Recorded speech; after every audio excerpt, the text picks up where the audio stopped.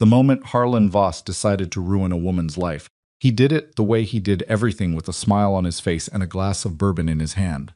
He sat at the long table in the back room of the Red Hollow Land and Cattle Association, surrounded by the men who ran the territory like it was their personal inheritance, and he slid a folded letter across the polished wood with 2 fingers, the way you'd push away something you found stuck to the bottom of your boot.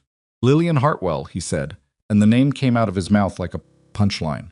26 Easterner, schoolteacher's daughter, no family money, no property, no prospects.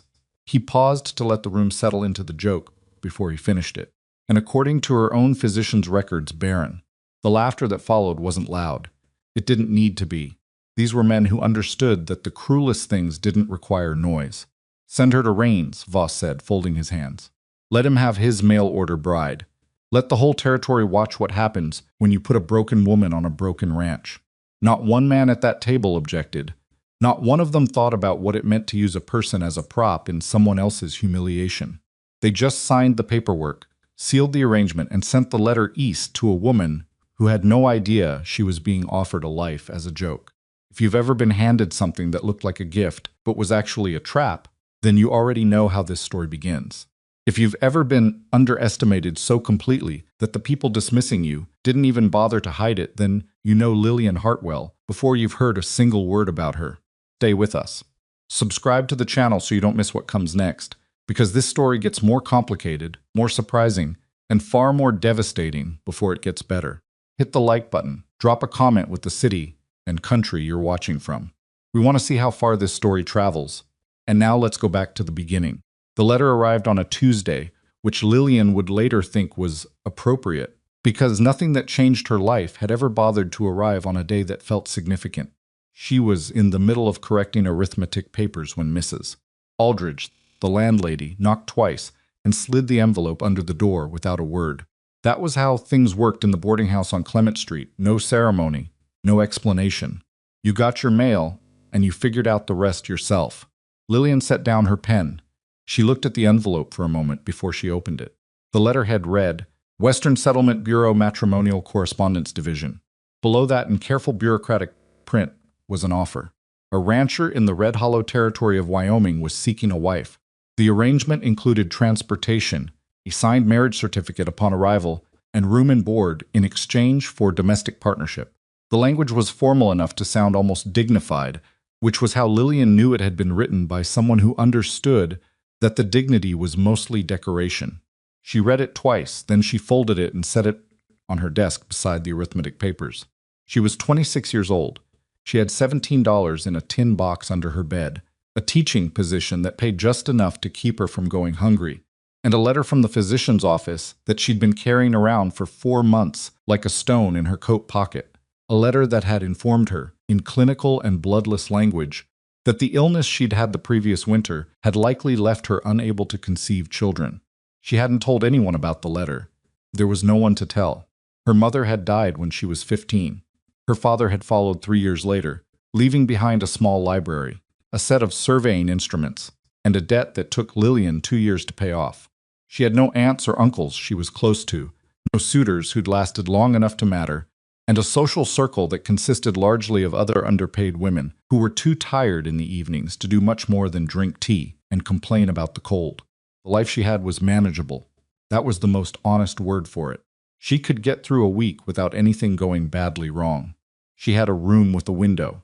She had work that sometimes felt like it meant something, on the days when a child grasped a concept they'd been struggling with and looked up with that particular expression of stunned delight. But manageable was not a future, and Lillian was clear-eyed enough to know the difference. Picked up the letter again. Wyoming Territory. A ranch. A man named Colton Rains. The Bureau's description of him was sparse in a way that told her everything it was trying not to say. A hard-working rancher of established standing, independent, private in his manner, seeking a capable and patient companion. Established standing meant the land was old, which meant either money or debt. Independent and private in his manner meant difficult. Capable and patient meant they expected the woman to do the adjusting. None of this surprised her. She'd read enough of these bureau letters. Other women at the boarding house had received them over the years to understand what they were selling and what they were leaving out. She should have put the letter away. Instead, she wrote back. The Bureau's representative, a Mr. Chadwick, met with her 2 weeks later in a downtown office that smelled of pipe tobacco and old ledgers. He was a small man in his 50s with excellent posture and the careful face of someone who had learned to seem pleasant without actually being warm. Miss Hartwell, he said, gesturing to the chair across from his desk. I understand you've expressed interest in the Raines arrangement. I have. I want to be forthright with you. He set his hands on the desk flat, like he was preparing to give bad news. Mr. Raines is not, how shall I say, a straightforward situation. The ranch is in a recovering state. The territory is remote. The winters are significant. He paused. We've had previous candidates decline once they understood the full picture. Lillian looked at him. How many previous candidates? Cleared his throat. 3. Did they decline, or did the arrangement fall through for another reason? He hesitated just long enough to be telling. They found the circumstances, not to their expectations.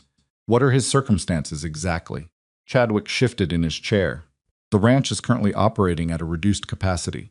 Mr. Raines experienced some difficulties some years back, a legal dispute over grazing rights that left him in an unfavorable position with the local land association. He has, as I understand it, limited social connections in the area. He is known to be, another guarded. Is he dangerous? No, nothing of that sort. He said it quickly, which meant he believed it. He is simply a solitary man who has had a difficult time of it. Bureau believes that the right partner could be of great benefit to him and to the ranch. Lillian thought about this. She thought about $17 in a tin box. She thought about the letter from the physician's office and how it had felt like a door closing somewhere in her chest, not slamming, just easing shut with a soft, final click. I'll go, she said. Chadwick looked at her, the way people sometimes looked at her when she made a decision they hadn't expected. It was a particular expression, a quick recalibration, a slight widening of the eyes. He recovered fast. Very well, he said, and began writing. She arrived in Red Hollow on a Friday afternoon in early October, 3 weeks after signing the Bureau's paperwork.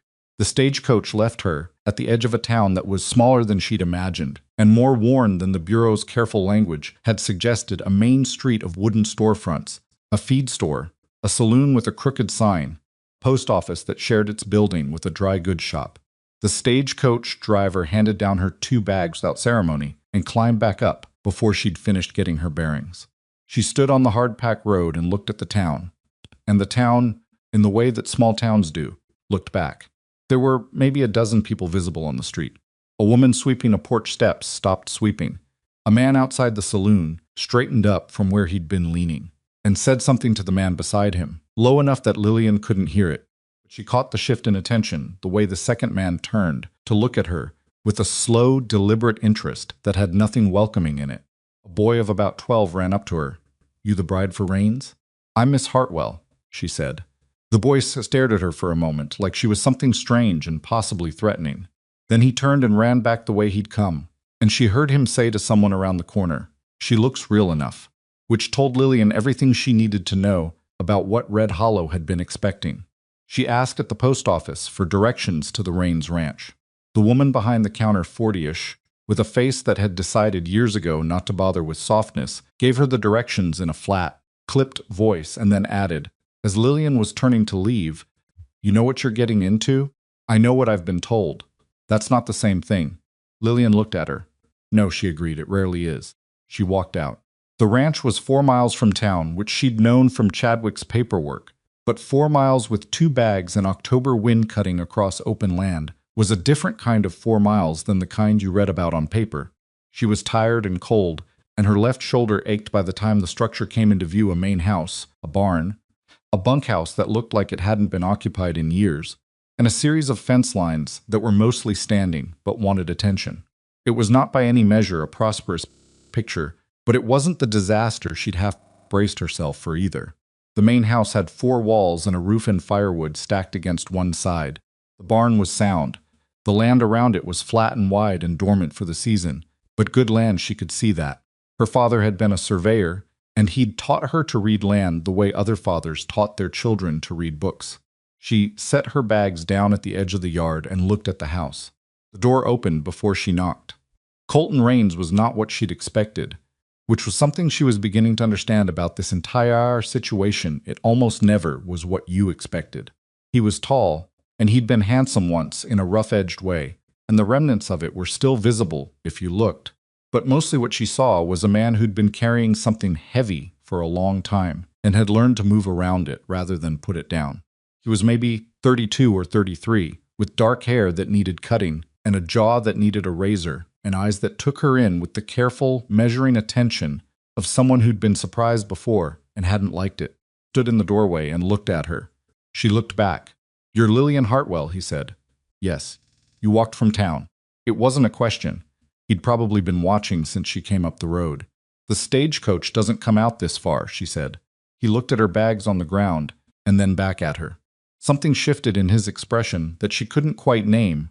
Not welcome exactly, but not dismissal either. More like the recalculation of a man who'd built an expectation and found the reality didn't match it. "Come inside," he said. "I'll get the fire going." The inside of the house was sparse in a way that went beyond poverty. It was sparse the way places get when the person living in them has stopped imagining that anything new might arrive. There was a table, 2 chairs, a stove, a shelf with 6 or 7 books, a coat rack with a single jacket on it. The walls were bare.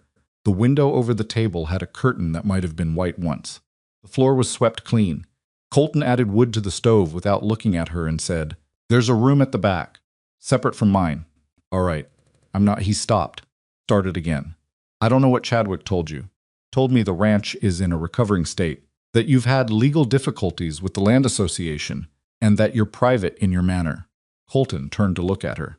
There was something in his expression. She recognized the faint, controlled version of anger that comes not from aggression, but from humiliation, from having your circumstances described by someone who's never had to live in them. "That what he called it?" he said flatly. "Yes, well." He turned back to the stove. "He's not wrong. The land association's been after this place for 6 years. They got my neighbor's ranch 2 years back. They're working on mine," he said it. The way you say a thing you've said too many times, flat, factual. The emotion worn smooth. The work's hard. The winters are hard. There's not much help. People in town. He stopped again. "I noticed them," Lillian said. He glanced at her sideways, and she saw something flicker in his face. Not quite amusement, but something adjacent to it, brief and reluctant. "Yeah," he said, "I expect you did." She looked around the kitchen. There was a pot on the stove, and the smell of something that had been cooking for a while, beans, salt pork maybe. On the shelf next to the books, there was a small tin of coffee that was probably running low. "Tell you something," she said. He waited. "I have a physician's letter. I received it some months ago. It says," she kept her voice even, because she'd been practicing keeping it even for 4 months. "It says I'm likely unable to have children. I don't know if the Bureau told you." The silence after this was different from the silences that had come before it. He turned fully to face her, and she couldn't tell what was happening in his expression, because he was one of those men who'd learned to keep his face somewhere between neutral and closed. But he was looking at her with a kind of attention that felt she wasn't sure. Direct, unsettling in a way that wasn't threatening. "They didn't tell me," he said. "I expected they hadn't." "Does it—" He seemed to be choosing his words carefully, which she suspected wasn't his usual way of operating. "Does it matter to you?" "Yes," she said simply. "It matters. But it's what's true. I thought you should know." He held her gaze for a moment longer. Then he nodded once, slow, and turned back to the stove. "Supper's almost ready," he said. "Room's at the back. You can get settled." She picked up her bags and found the room. The first week was not warm. That would be the most accurate word for it, not cold in any deliberate way, but not warm. They existed in the same spaces without quite occupying them together. He rose before she did, was already outside by the time she came to the kitchen. She made coffee and put it on the stove for when he came back in. He didn't thank her for it, the first morning or the second, but on the third, he poured himself a cup and stood by the window drinking it and said, without turning around, "Good coffee." Took that for what it was. She spent those first days learning the house. It wasn't difficult to see what needed doing. Everything needed doing, the way things do when there's been only one person managing them for years, and that person's attention has been focused primarily on survival. The window latches needed tightening. 2 of the stove's feet had cracked, and the whole unit sat slightly unlevel, which meant the heat wasn't distributing properly. The root cellar beneath the kitchen trapdoor held a reasonable stock of preserved food, but it was organized by someone who'd been throwing things in rather than thinking about access. She fixed the stove feet with a piece of scrap iron she found in the barn. She reorganized the root cellar. She took the curtains down and washed them in the basin outside, which was cold enough work that her hands went numb before she was finished, and rehung them while they were still slightly damp, so they'd dry without wrinkling too badly. Colton noticed all of it. She could tell by the way his eyes moved around the kitchen in the mornings, landing on things she'd changed, not saying anything, but registering. On the 5th day, he came in from the barn at mid-morning instead of afternoon, and stood at the kitchen door with a look on his face like he was working up to something. "You don't have to do all that," he said. "I know. I'm not expecting," he stopped. "Try it again. This arrangement. I don't expect you to work yourself like a hand." Lillian looked up from the pot she was stirring. "I'm not working like anything," she said. "I'm just doing what needs doing. What I'm used to." He studied her. "What did you do before?" "Taught school. And before that, helped my father with his surveying business. I read land figures, kept the books, sometimes went out with him when he needed a second pair of hands on a measurement." Something changed in his expression. "Your father was a surveyor. You know how to read a survey maps." The silence that followed had a different quality from the other silences. It was the silence of a man rearranging his understanding of a situation. "I have maps," he said finally, "of this land. The association's been contesting the boundary lines on the eastern section. I've been fighting them in the county recorder's office for 2 years, but I'd only stopped. I'm not a reading man. Not for legal documents." "Show me," she said. He brought the maps. They spread them on the kitchen table that evening, and Lillian looked at them the way her father had taught her, not just the lines themselves, but the notation systems, the reference points, the dates on the survey marks, the way the measurements linked to the physical features of the land. It took her an hour to work through the first set, and another 40 minutes to understand what she was looking at. "These marks here," she said, pointing to a series of notation in the eastern corner. "This survey was conducted in 1871. But look at this one." She slid the second map over and laid it adjacent to the first. "This is the association's version of the same survey. Different reference point. They've shifted the benchmark almost 40 feet. Colton leaned over the table. "Is that legal?" "No. The original benchmark can be proven. Their version is fraudulent." She traced the reference lines with her finger. "The original survey should have a physical marker. Post, a marked rock, something. Do you know the eastern boundary well? I've ridden it 100 times. Could you find a survey post from 1871 if we went looking?" He looked at the map for a long time. Then he looked at her. "Maybe," he said. And it was the most careful word she'd heard him use yet. Not yes, not no. But maybe, which meant he was thinking it was possible and didn't want to say so until he was sure. "Then that's where we start," she said. 2 weeks into her time on the ranch, a woman from town rode out on a Tuesday. Her name was Mrs. Pruitt. Colton said it with a flatness that told Lillian everything about what kind of visit this would be. She was a wide-boned woman in her late 50s, with the particular manner of someone who considered herself a source of useful information and acted accordingly. She sat at the kitchen table and drank the coffee. Lillian offered her and looked around the house with eyes that were cataloging everything, storing it away for later distribution. "You've made some changes," she said. "A few things needed attention." She turned her eyes to Lillian. "You seem capable enough.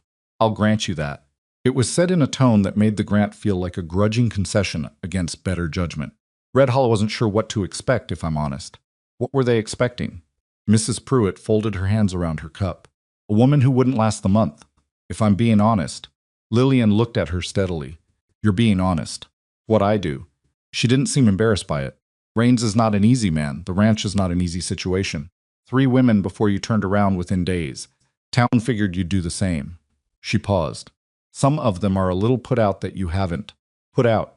"There were some bets made." She said it without particular apology. "The way small towns do." Lillian set her coffee down. "How much did they bet against me lasting the month?" Mrs. Pruitt's mouth did something that was almost a smile, enough that a few of them are going to feel it. After she left, Lillian stood at the window for a while. She wasn't angry, exactly. She'd known, from the moment she stepped off the stagecoach, and the boy asked if she was the bride for Raines, that this was how they saw her. The joke, the charity case, the woman foolish enough to come. There was something in being told it plainly that was almost clarifying. It took away any remaining uncertainty about what she was dealing with. She went back to the kitchen and started on the bread. The problem with the eastern boundary line was, as Lillian suspected, only one part of a larger and more deliberate assault. Colton told her about it in pieces, the way a person tells you things they've been carrying alone for so long that they've forgotten how to say them all at once. A little at the table over supper. A little walking the fence line in the early morning when the light was flat and cold, and conversation somehow came easier in it. Harlan Voss owned the Red Hollow Land and Cattle Association. He'd built it over 15 years by doing two things, simultaneously acquiring land through legitimate purchase when he could get it, and acquiring land through manufactured legal disputes when he couldn't. He was not a man who was ever obviously wrong. He was a man who was always just barely, technically correct. The paperwork was always slightly off. The survey was always slightly disputed. The boundary was always just unclear enough to argue about. He'd gotten 4 ranches in the territory this way. Colton's father had been one of the men he'd gone after 12 years earlier. Father had died still fighting the case, and the legal debt had consumed most of what the ranch was worth. Colton had come back at 21 and taken up the fight with nothing but the land itself and a stubbornness that the people of Red Hollow might have admired under other circumstances. "He sent someone out the week after you arrived," Colton said one evening. They were at the table with the maps again. A new one this time. Lillian had written to the county recorder's office using her father's name and methodology and gotten back a copy of the original 1871 survey. Voss's man name's Decker. He works for the association. What did he want? Said the association was reconsidering their position on the eastern boundary. Offered to drop the dispute. He looked at the map, not at her. For 40% of the grazing rights. You said no. I said no. His jaw was set. They've done this with every ranch they've taken. They come back with an offer that sounds like compromise, and it's not. It's just the first payment on something that never ends. Lillian looked at the original survey in her hand. The benchmark reference was clear, a stone marker at the junction of 2 creek beds, placed and logged in 1871 by a surveyor named James Holt. The association's version moved the line 40 feet east, which placed a significant portion of Colton's grazing land inside what they were claiming as association territory. If we find the stone marker, she said, and if it's intact, the original survey holds. Their claim falls, I know. He rubbed the back of his neck. I've looked for it before, spent 3 days out there last spring. Didn't find it. You were looking for a wooden post. What? The association's challenged documents, I read through them last night. When they contest the benchmark, they describe a wooden post. But Holt's notation here, she tapped the original survey. He set a stone marker, quarry stone, 12 inches square. Wouldn't rot. Wouldn't move. It's there. You just didn't know what you were looking for. Colton stared at the notation for a long moment. 12 inches square, he said slowly. Quarry stone. In a creek junction. The creek may have shifted since 1871, but the stone wouldn't have moved far, if at all. He looked up at her. In the low light of the kitchen, with the fire going, and the maps spread between them, there was something in his expression that she couldn't quite label. Not gratitude, it was too complicated for gratitude. More like the look of a man who'd been handed something he'd stopped expecting to receive. Tomorrow morning, he said, we go look. They found the marker on the second day. It was not a dramatic discovery. Lillian wouldn't remember it as a dramatic discovery. She'd remember it as cold and muddy, and her boots going wrong into the soft ground by the creek bank, and Colton on his hands and knees in the November mud, and then a sound his voice low and certain here. The stone was there, 12 inches square, set deep and solid, exactly where Holt's notation said it would be. The association's claimed boundary line ran 42 feet east of it. The original line, Colton's line, was clear. He didn't say anything for a while. Just crouched there in the mud with his hand on the stone marker. Lillian didn't say anything either. She'd learned, over these weeks, that he didn't do well with sentiment, not because he didn't feel things, but because he'd been alone long enough that emotional expression had become unfamiliar in a way that made him reach for it awkwardly and then pull back from it. So she just stood beside him and let him have the moment. After a while, he stood up. He was covered in mud from the knees down, and there were creek-bottom stains on his jacket sleeves. I need a witness, he said. Someone from town who's not connected to the association. Old man Drury at the post office, Lillian said. He's not affiliated. He's been postmaster for 30 years. A county court would take his attestation. Colton looked at her. How do you know that about Drury? I asked. When I first got here. I asked everyone who wasn't obviously affiliated with the association what they thought of the county's legal mechanisms. She paused. What my father would have done. He held her gaze.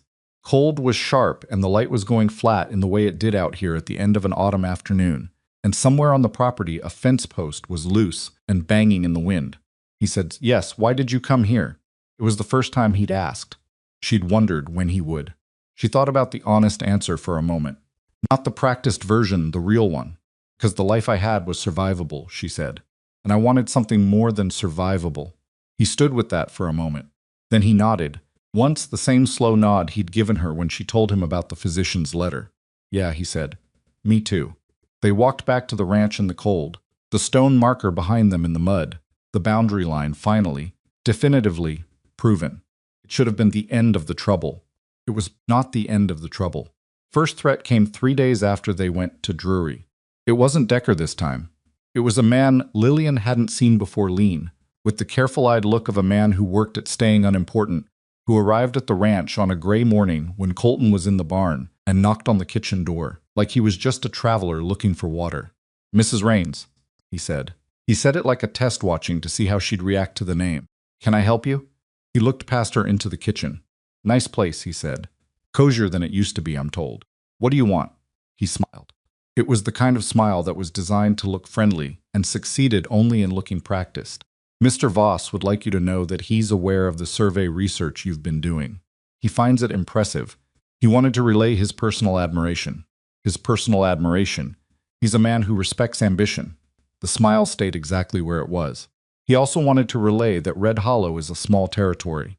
People rely on the association for a great many things. Grazing rights, water access, credit at the land office. He paused. It would be unfortunate if certain arrangements were complicated. "Is that a threat?" "It's a courtesy." He touched the brim of his hat. "Good day, Mrs. Raines." She stood at the door until he was out of sight. Then she went and found Colton. He listened to her account without expression. When she finished, he was quiet for a moment. And then he said, very carefully, "Did he frighten you?" "Not particularly." He looked at her. "I'm not a woman who frightens easily," she said. "But I think you should know they're watching us closely enough to know what we've been doing at the recorder's office. Voss has people everywhere." His voice was flat, he always has. "Then we need to be faster than we have been." She went back to the table and the maps. "Drury has agreed to witness. We need to get the attestation to the county court before Voss has time to file a counter-challenge. How long would it take you to get to Laramie?" 3 days. Maybe 2.5 hard riding. "Could you go this week?" He looked at her for a moment. "You'd be here alone." "Yes, that's what they'd want." I know what they'd want," she said evenly. "I also know that the longer we wait, the more time Voss has to manufacture another reason to delay the filing. Stone marker is documented. Drury has signed his attestation. If we don't move now, I know." His jaw was tight. "I know." Silence between them, the fire crackled. "I'll be all right," she said. "You don't know that." "No," she admitted. "But I'm asking you to trust that I can handle 3 days." He looked at her for a long time. The look that she couldn't quite read, the complicated one. Not admiration exactly, but something close to its difficult cousin. "Lock the doors at night," he said. "The Winchester's on the shelf in the back room. You know how to use it?" "My father taught me." Of course he did. He stood up and reached for his coat. "I'll leave before first light." The 3 days he was gone were the longest 3 days of Lillian's time on the ranch, and not because anything terrible happened, because nothing happened. The silence was total. The man from Voss did not come back. No one came from town. She did the morning chores, worked the fence line on the south side that she'd been meaning to get to for weeks, ate alone at the kitchen table, read by the fire at night with the Winchester on the bench beside her. She was not afraid, exactly, but she was aware of being alone in a way she hadn't been in weeks, and the awareness of it was its own kind of weight.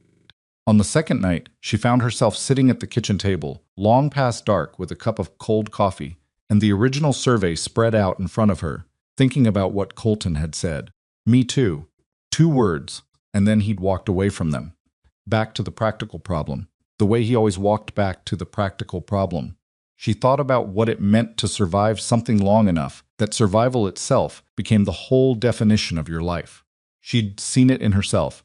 The year after the physician's letter, when she'd gotten very good at not thinking about the future, because the future had a shape that hurt to look at directly.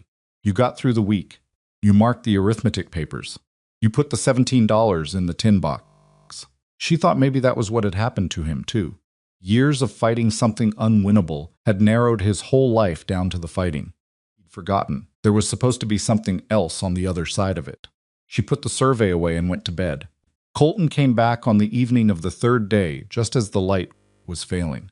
She heard the horse and went to the door, and he came in looking like he'd ridden hard and slept in a barn, which she suspected was exactly what had happened. "Filed," he said. He set his hat on the rack and sat down heavily in the chair. "County recorders got the attestation. The judge assigned to land disputes is a man named Ferris. He doesn't take association money." He said it like the absence of a corruption was an extraordinary thing, which out here, she was beginning to understand, sometimes it was. Voss can challenge it, but it'll have to go to actual court. "That's not nothing. That's a great deal, more than nothing," she said, and set a plate in front of him. He ate in silence for a while. She sat across from him with her coffee and didn't try to fill the silence, which was something she'd learned.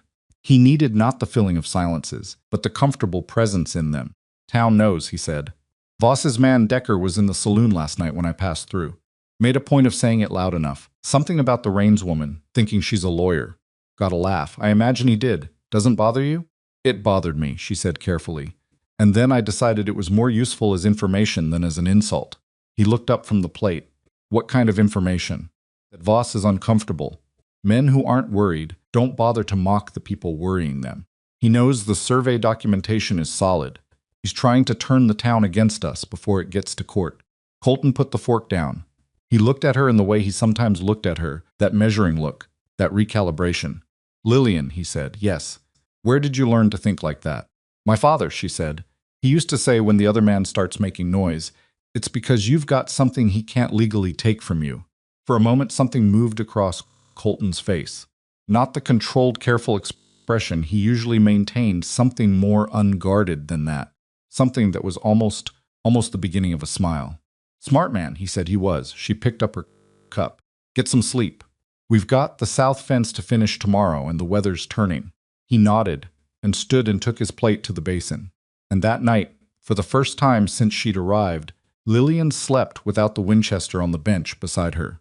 It wasn't that the trouble was over. It wasn't even that she was certain it would be all right. It was just that she no longer felt entirely alone in it. She would think about that feeling later, in the months that came after the strange, fragile, impractical thing that had begun to grow in the drafty kitchen of that struggling ranch, between a woman who'd been sent as a joke and a man who'd spent years, forgetting he was allowed to want a different kind of life. She would think about how quickly it could be threatened, how little it took for the world to decide that something hopeful was a target. She didn't know yet, sitting in the kitchen on that November evening, what was coming. She didn't know about the conversation Harlan Voss had that same night in the back room of the Red Hollow Land and Cattle Association, where he sat across from Decker and said, the tone of a man adjusting his strategy, "We're done being subtle." She didn't know what that meant yet. She would. Decker's warning had not been idle. Lillian understood that now. The week after Colton returned from Laramie, the association's men started showing up in ways that were too regular to be accidental. A rider on the ridge above the eastern pasture, sitting still for an hour and then gone. Tracks in the mud near the barn that weren't Colton's boot size. Cattle that had been grazing the south section moved 2 miles overnight, which could have been a predator, except predators left signs, and this left nothing but the absence of the herd and a cut wire on the fence she'd spent 2 days fixing. Colton found the wire on a Thursday morning and stood looking at it for a long time without speaking. Lillian stood beside him, and the wind moved through the dry grass, and neither of them said what was obvious. "They're escalating," she said finally. "Yeah." He crouched down and touched the cut end. Clean, not a break, a cut. Deliberate. This is Decker. He's done this before on the Hendricks place, 2 years before they took it. Small damage first, then bigger. The idea is you spend so much time repairing what they destroy that you don't have time to do anything else. Attrition. That's a polished word for it. It's what it is. She looked across the pasture. Cattle were visible now, distant, having found their own way to the creek. "We can't afford to be on defense. Every day we're fixing wire. We're not building anything." He stood up. His jaw was tight. "I know. The court filing, when does Ferris typically rule on preliminary challenges? Months. Maybe spring if we're not delayed. Voss knows that. He's going to make the next 4 or 5 months as difficult as he can." She turned to look at him directly. "We need people." "What people?" People in town who aren't afraid of the association. People who know what he's doing and would testify to it if it came to court. She paused. You said he did the same thing to the Hendricks place. Are those people still in the territory? Something shifted in Colton's expression. Walt Hendricks moved his family to Cheyenne after they lost the land. But his brother Cal is still here, works the feed mill. Does Cal know what happened to his brother's ranch? He was there for all of it. His voice was careful. But he and we've never been close. The Hendricks family blamed themselves for losing the land. It's not a thing Cal talks about. He might talk about it if someone asked the right way. You think you can ask the right way? It wasn't a question. Exactly. But it wasn't sarcasm either. He was asking her to tell him honestly whether she could do this, because he'd her over the past weeks and had come to understand that she didn't overstate her abilities. I think I'm a woman from the East who has no history in this town and no reason to be associated with any existing grudges, she said. Which means Cal Hendricks doesn't have a reason to shut down before he starts. Yes, I think I can ask the right way. Colton looked at her for another moment. Then he bent down and picked up the cut wire. Go on Tuesday, he said. Market day. Town's busier. You'll blend in better. She went on Tuesday. The feed mill was at the north end of the main street, set slightly back from the road, with the smell of grain dust and axle grease that she could identify before she reached the door. Cal Hendricks was behind the counter. She knew him immediately because he had the same flat, guarded look that half the men in Red Hollow had, the look of people who'd been watching the territory tighten around them for years and had learned that hope was something you kept close and didn't show in public. He was maybe 50, with forearms like fence posts, and the kind of deliberate slowness that wasn't laziness, but the economy of motion of a man who'd done hard physical work his whole life. Mrs. Raines, he said when she'd introduced herself. He said it the way Mrs. Pruitt had said it testing. But there was less hostility in it than she'd expected. More wariness. I wanted to ask you about your brother's ranch, she said. She'd decided on the direct approach because she'd learned that men like Cal Hendricks responded better to directness than to anything that smelled like maneuvering.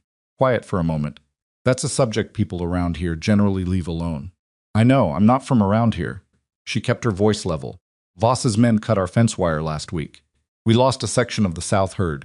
Before that, they had a rider watching the eastern pasture for 3 days. I know what he's doing. My husband knows what he's doing. But knowing and being able to stop it are different things. Cal looked at the counter. He moved a bag of oats 6 inches to the left, and then back again, the way a person moves things when they're thinking and their hands need something to do. Walt tried to fight it. He said yes. He had documentation, too. Land survey, proper filing, the whole thing. His voice was flat, even. The flatness of something a long time past anger. The association filed 17 counter-challenges over 2 years. By the time the court got around to a real hearing, Walt didn't have the money left to put a lawyer in front of the judge. The ranch went for back taxes. He looked up. That's how Voss does it. He doesn't win. He exhausts you until you can't keep going. I know, Lillian said. That's why I'm here. Because the money is going to be a problem for us too, eventually, and I'm trying to find a way around it before it becomes the whole problem. What way? Multiple plaintiffs. If there are other people in the territory who have documented damages from Voss's tactics, other ranchers, other businesses, even just witnesses who saw what he did to the Hendricks land, a group case in front of Ferris is harder to delay and harder to bury with counterfilings. Cal Hendricks looked at her for a long time. Long enough that the silence grew uncomfortable and then passed through uncomfortable into something more serious. Walt's been gone for 2 years, he said. He's not coming back to testify. You were there, I was there. And you remember what happened. Every day. The words came out quiet, not emotional quieter than emotion, which was its own kind of weight. Would you be willing to put it in writing? A formal affidavit, attested before a notary. It wouldn't require you to appear in court unless the case advanced. It would just be documentation. He moved the oat bag again, set it back, looked at her. My wife's brother works for the association, he said. Not Voss directly, but the Water Rights Division. If it got out that I filed papers against them, I understand. Do you? Yes. She held his gaze. I'm not asking you to take a risk I wouldn't take myself. I'm asking whether you'd be willing to if there was a way to do it that minimized the exposure. I'm not going to pretend there's no risk. I'm just telling you that what Voss is doing to our land, he will do to every independent rancher in this territory unless someone stops him. And right now, we're the ones who have standing to try. The grain dust moved in the light from the high windows. A wagon went past outside, and its wheels on the hardpack road made a sound like distant thunder. "Let me talk to my wife," Cal said. "That's all I'm asking." She left before he could change his mind. Cold came in hard the second week of November, the kind of cold that arrived in the territory without the gradual preparation of a normal autumn, but as a flat announcement that the season had ended and winter had arrived, and it wasn't going to apologize for the timing. Colton and Lillian spent 3 days bringing everything inside that needed to be inside, patching the barn roof where there were gaps that last year's snow had found, reinforcing the storage of the feedstock, checking the water pipes. It was work that was entirely physical and entirely necessary and left little room for anything else, which was maybe why the conversation they'd been mostly not having finally happened on the third evening, when they were both too tired to maintain whatever careful distance they'd been maintaining. She'd been trying to get the kitchen stovepipe fitting to stop leaking cold air and had been crouched on the table for 20 minutes with a wrench and a rag and not quite enough reach to do the job properly. He'd come in from the barn, taken one look at her precarious situation, and without asking said move over and taken the wrench from her hand and done it in 40 seconds. "I had it," she said. "You had a strained back coming," he said, stepping down from the table. He handed her the wrench. There was a smear of pipe grease on his jaw that he hadn't noticed. "You have," she gestured at her own jaw. He rubbed the wrong side. "Other side." He rubbed again, missed again. She took the rag off the table, and, before she'd thought about whether this was the kind of thing she should do, reached up and wiped the grease off herself. He went very still. Not the stillness of alarm, the stillness of someone who hadn't been touched in a long time and didn't know what to do with the fact of it. "Step back. Sorry, don't be." His voice was low. He looked at the rag, not at her. "I'm not good at this." "Good at what?" "Any of it." He set the wrench on the shelf, stood with his back to her for a moment, and she could see the tension in his shoulders, the way he was deciding whether to say something or let it go. "People, being around people. I've been on my own out here so long I don't." He turned around. "You were supposed to be something to mock. That's what the town expected. And instead you come here and you know how to read a survey, and you fix the stove feet, and you go talk to Cal Hendricks without me having to ask you to, and I don't know what to." He stopped. "I'm not explaining this well." "You're doing fine," she said. "I'm not." His jaw was tight, but not with anger. With the effort of saying something he didn't have words for. "I don't want you to think I don't notice what you're doing here, that I take it for granted." Lillian looked at him steadily. He was terrible at this, in the specific way of a man who'd spent a decade without anyone to practice it with, and that made it more honest than something polished would have been. "Colton," she said, "I didn't come here for gratitude." "I know, that's not—" "Never mind." "What?" A long pause. The fire settled. The cold pressed against the window. "I thought you'd leave," he said, after the first week. "I thought everyone leaves. There's no reason to stay. And you just—" He shook his head. "You fixed the stove feet." She almost smiled. Somebody had to. He looked at her, and for a moment the careful, guarded expression he wore most of the time slipped far enough that she could see what was underneath it. Not something soft, exactly, but something real, raw in the way of things that don't get much air. "I want you to know," he said, "that whatever happens with Voss, with the land, I'm glad you came." She held that for a moment. "I am too," she said. It wasn't the whole truth of what she was starting to feel, and she suspected he knew that, and she suspected he was feeling something similar, and also not saying the whole of it, and they both understood, without saying anything about it, that this was as far as either of them was ready to go tonight. "I'll make coffee," she said. "I'll get the last of the barn checks done," he said, and reached for his coat, and she watched him go and put the kettle on and stood at the stove with the warmth of it against her hands and thought about being somewhere she'd chosen, actually chosen. Cal Hendricks came to the ranch on a Saturday unannounced, which told her he'd made his decision and hadn't wanted time to reconsider it. He brought his wife Clara, a quiet woman who looked at everything with sharp attention and said very little, which Lillian recognized as a different kind of intelligence from the loud kind. Colton made coffee. Clara took a cup without ceremony and settled into the chair by the window and listened while Cal talked. Talked for almost 2 hours. The detail in what he knew was startling, not because she doubted him, but because she hadn't fully anticipated how thoroughly a man could catalog the destruction of something he loved. He remembered dates, he remembered specific filings and the names of the association's lawyers, the precise language of counter-challenges that had been designed not to win, but to delay. He remembered conversations Voss's men had had in public, thinly veiled enough to constitute intimidation, but carefully phrased to avoid it. He remembered the day Walt had finally told him he was done fighting, and the way his brother's face had looked, which Cal's described in a tone so flat, it was clear he'd spent 2 years trying to feel nothing about it and had not entirely succeeded. Colton sat across the table and listened, and Lillian watched his face and saw the things she'd seen in it before, that controlled stillness that was him. Managing the fact that someone else's story was also his story had always been his story, but told from a vantage point he'd never had access to. When Cal was done, there was a silence that felt necessary. "I'll write the affidavit," Cal said. "Clara's brother, we talked to him. He's not he doesn't love the association.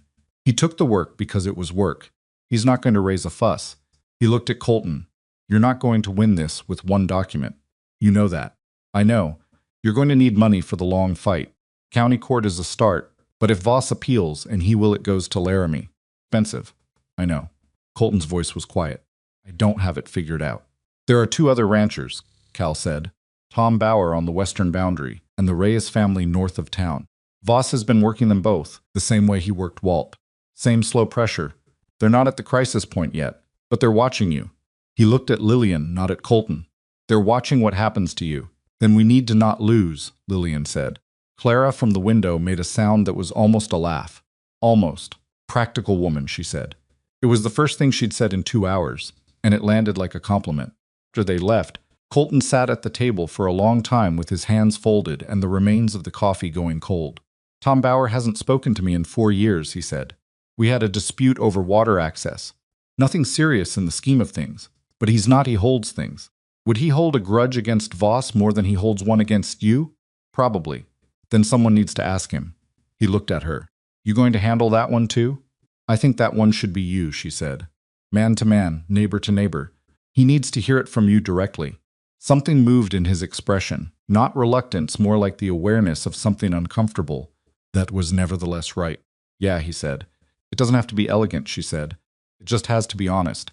He picked up his coffee cup, found it empty, set it down. "You know what's strange?" he said. "What?" "You've been here less than 2 months, and you understand this place better than people who've been here their whole lives. My father taught me how to read a situation, the same way he taught me to read a survey map," she said. "You look for the fixed points and work out from there." "What are the fixed points here?" She thought about it. "Voss wants the land because it's worth more than he's paying for it. The people in town are afraid of him, but they don't love him. Cal is willing to talk if someone makes it feel possible. You have the legal documentation." And she paused.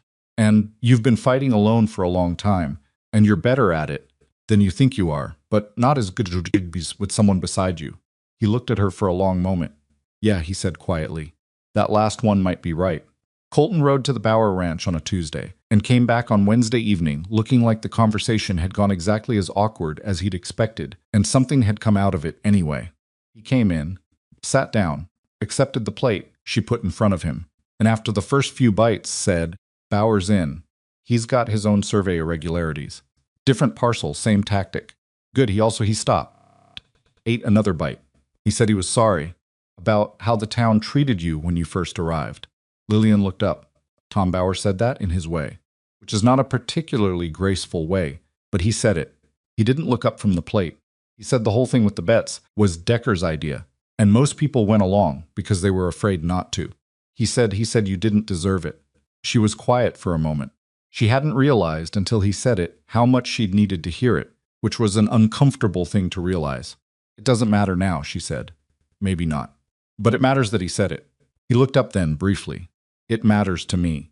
She looked at him, and there it was again, that thing between them that neither of them had fully named, that lived in the silences and the brief, unguarded moments and the cold morning light when he came in from the barn, and she handed him the coffee without asking. It was building into something. Both of them knew it. Neither of them had said it, because the situation was still too unstable and the habit of caution was too deeply ingrained in both of them. But it was there. The violence, when it came, arrived in the form of fire. Started in the feed barn. Lillian woke to the smell before she woke to the sounds and smoke first, then the shriek of the horses, then Colton's voice in the hallway, sharp and urgent, "Get up." Now she was out the door, before she'd fully processed what was happening. The feed barn was on the north side of the property, and the glow of it was visible from the house, not enormous yet, but moving the way fire moves in dry wood. fast and purposeful. They saved the horses first. She took 2 by the bridles while Colton got the other 3, and they drove them out into the far pasture away from the structure. Barn itself was beyond saving by the time they'd secured the animals. The fire had found the feedstock, and there was nothing to do but contain it before it jumped to the main barn. They worked side by side in the dark with wet feed sacks and dirt and sheer physical effort for an hour. Maybe more. She stopped tracking time. At some point, she became aware that her hands were burned in 2 places. Minor, not serious, but the pain was there, and she noticed it the way you notice things in emergencies. Stored away, to be dealt with later. There was ash in her hair, and her nightgown was ruined, and at one point she looked over at Colton and saw blood on the sides of his face, from where he'd caught the edge of the barn door, coming down, and she thought, clearly and precisely they did this. Not because of a survey or a boundary line, because they were getting somewhere.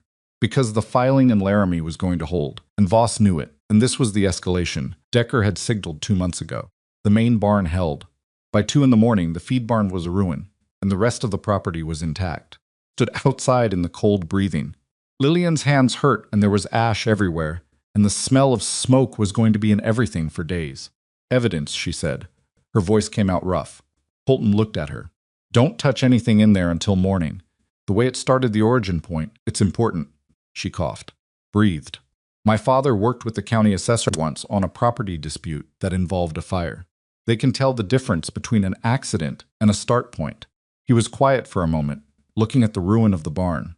There was a particular silence in him that wasn't grief, exactly. It was the silence of someone adding one more thing to the weight they'd already been carrying, adjusting for it. They want us to run, he said. Yes, are you going to run?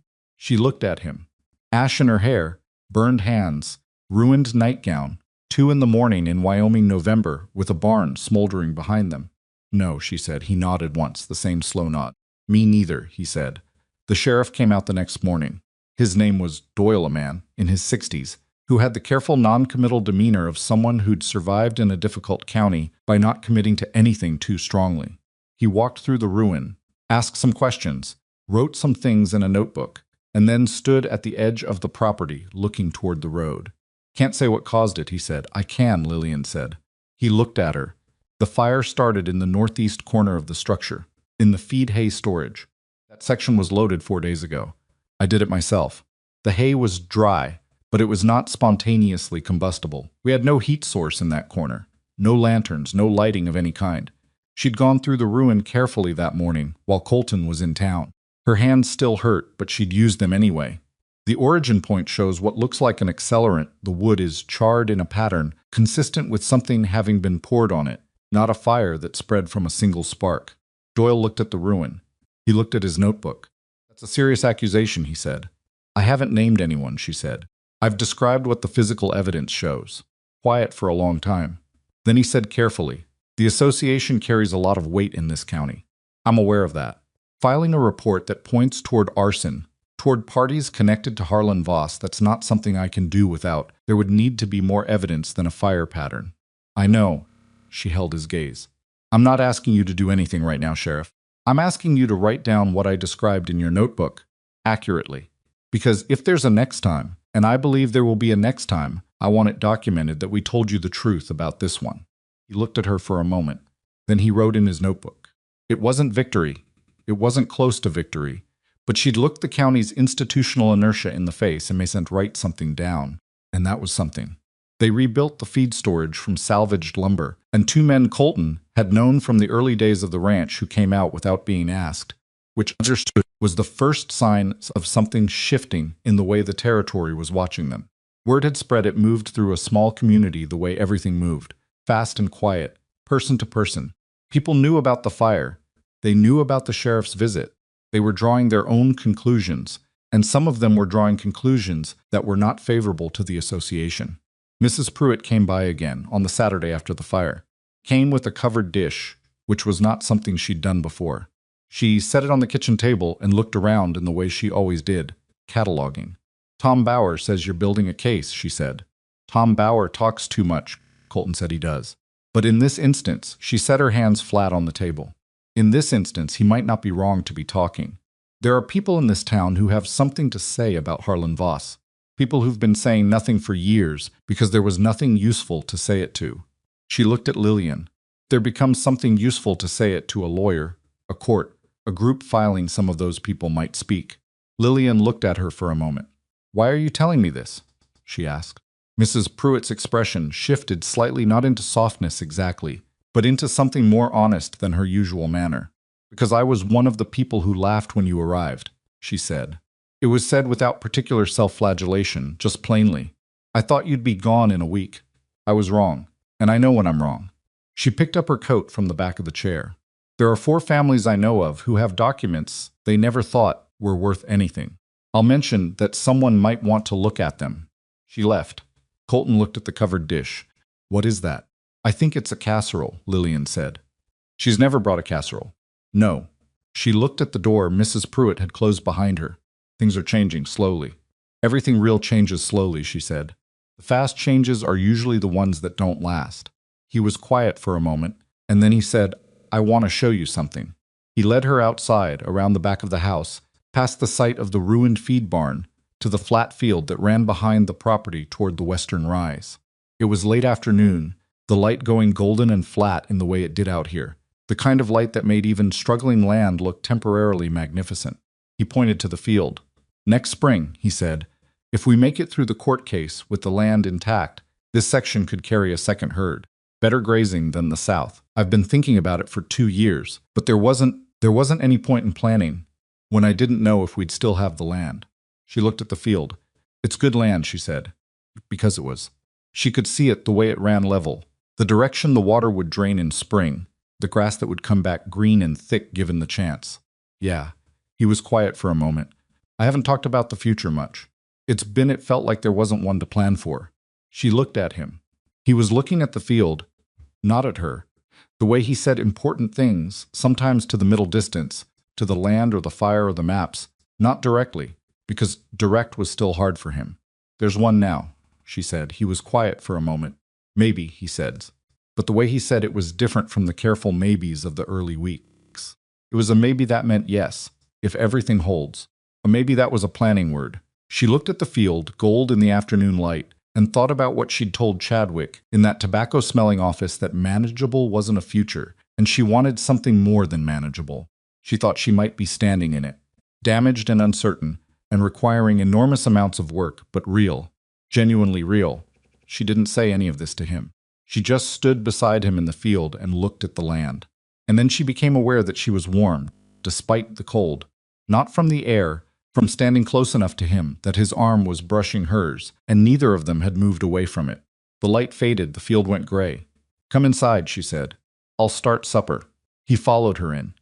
And 3 weeks later, on a night in December, when the temperature dropped to something that made the walls of the house creak, and the fire was the only sound in the world, he knocked on the frame of her open door and stood there for a moment, in the way of a man who'd made a decision and was standing on the other side of it. And she looked at him from across the room, and neither of them said a word, because there wasn't anything left that needed to be said. What happened then was theirs and not the territories, not the associations, not Red Hollows. It happened in the quiet of a cold December night, when 2 people who had both spent too long in the margins of other people's plans finally chose each other for their own reasons. Without apology, without planning it, and with all the imperfection of 2 people who'd been separately broken and were not entirely sure yet how the pieces fit. It was not a solution to anything. The land case was still pending. Voss was still out there. The winter was still brutal, and the feed barn was still half rebuilt, and the future was still uncertain. But some things matter not because they solve a problem, but because they are true. And this was true. What neither of them knew, lying in the dark while the temperature outside fell, and the walls creaked and the fire burned low, was that this night would become the one thing Voss could not touch, not because of law or documentation or the testimony of witnesses, but because of what it left behind. A life, beginning, small and new and not yet visible, but there. January came in mean and stayed that way. The cold that had made the walls creak in December deepened into something more serious, the kind of cold that killed livestock if you weren't paying attention, that froze water pipes in the night and split fence posts at the grain, and made every morning's first hour a damage assessment before it was anything else. Colton was out before light most days, and Lillian was up not long after. and they worked the ranch the way the ranch needed to be worked in winter, without sentiment, without breaks that weren't strictly necessary, with the focused practicality of two people who understood that the land didn't care about anything happening between them and would punish inattention regardless. What was between them was not discussed. That wasn't avoidance, it was the nature of it at that early stage. It was present in the mornings when he came in cold from the barn checks, and she handed him the coffee without looking up from whatever she was doing, and he took it and stood close enough that their arms touched the table while they went over whatever the day needed. It was present in the evenings by the fire.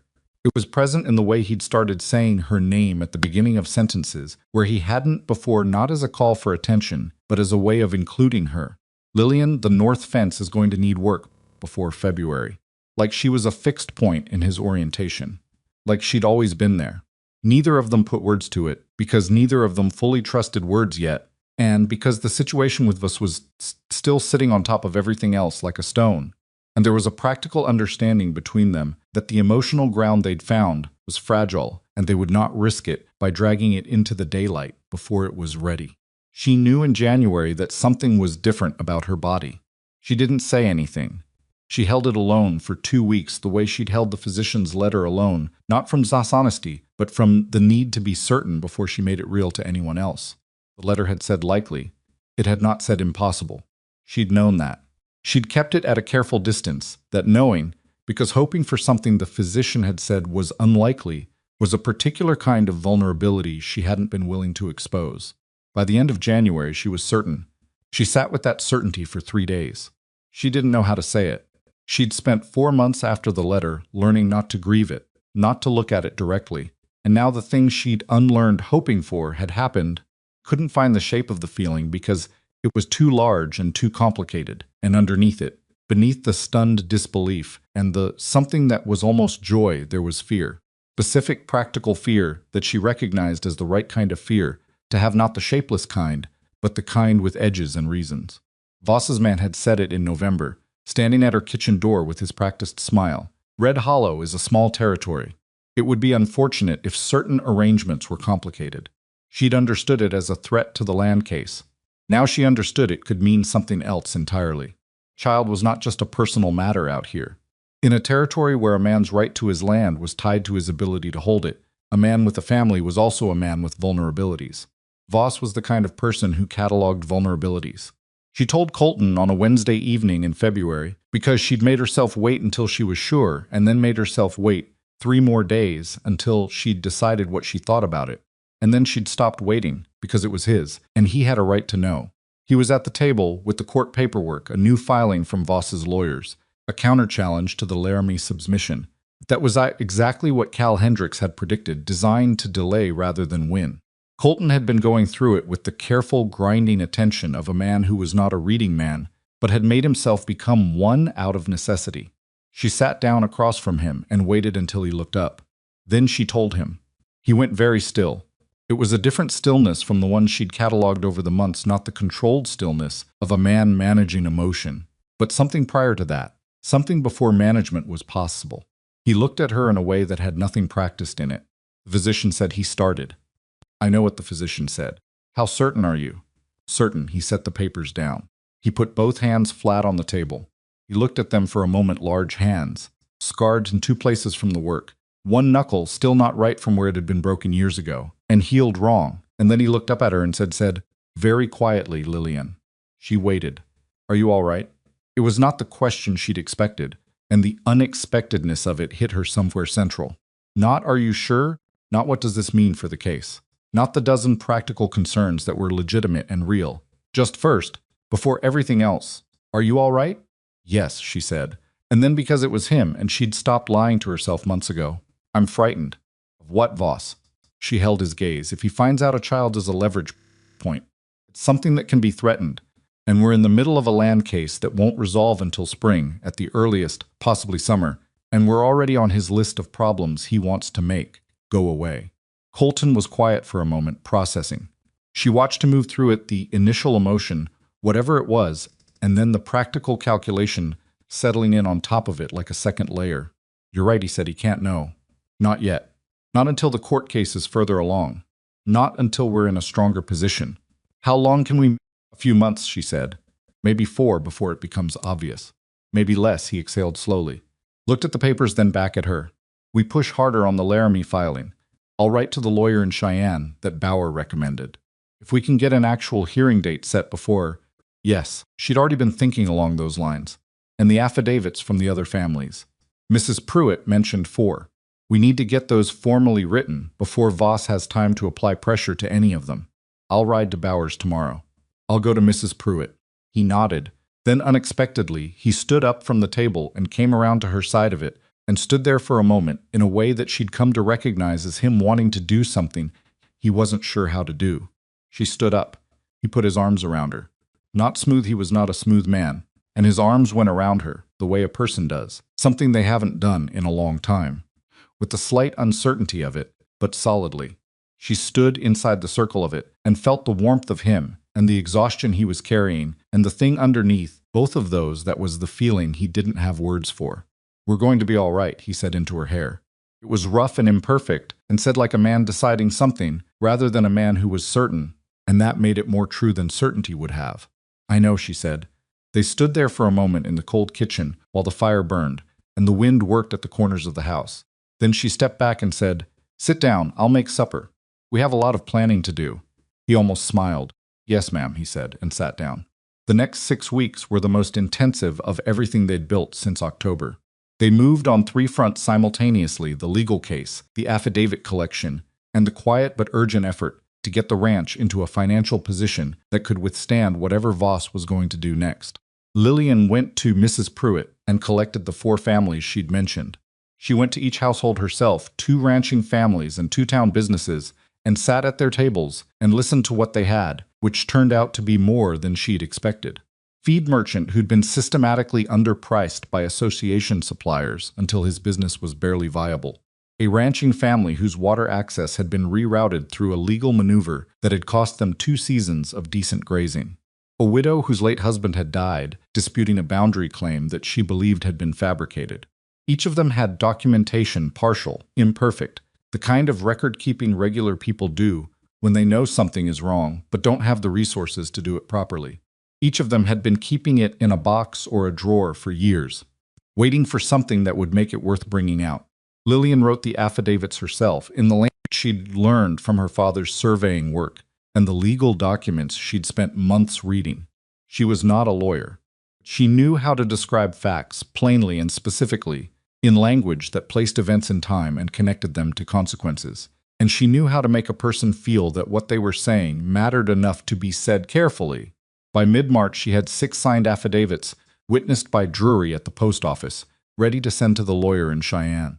By then she was showing, obviously not to a stranger. The women noticed, because women always noticed, and Mrs. Pruitt noticed and said nothing, which was its own kind of communication.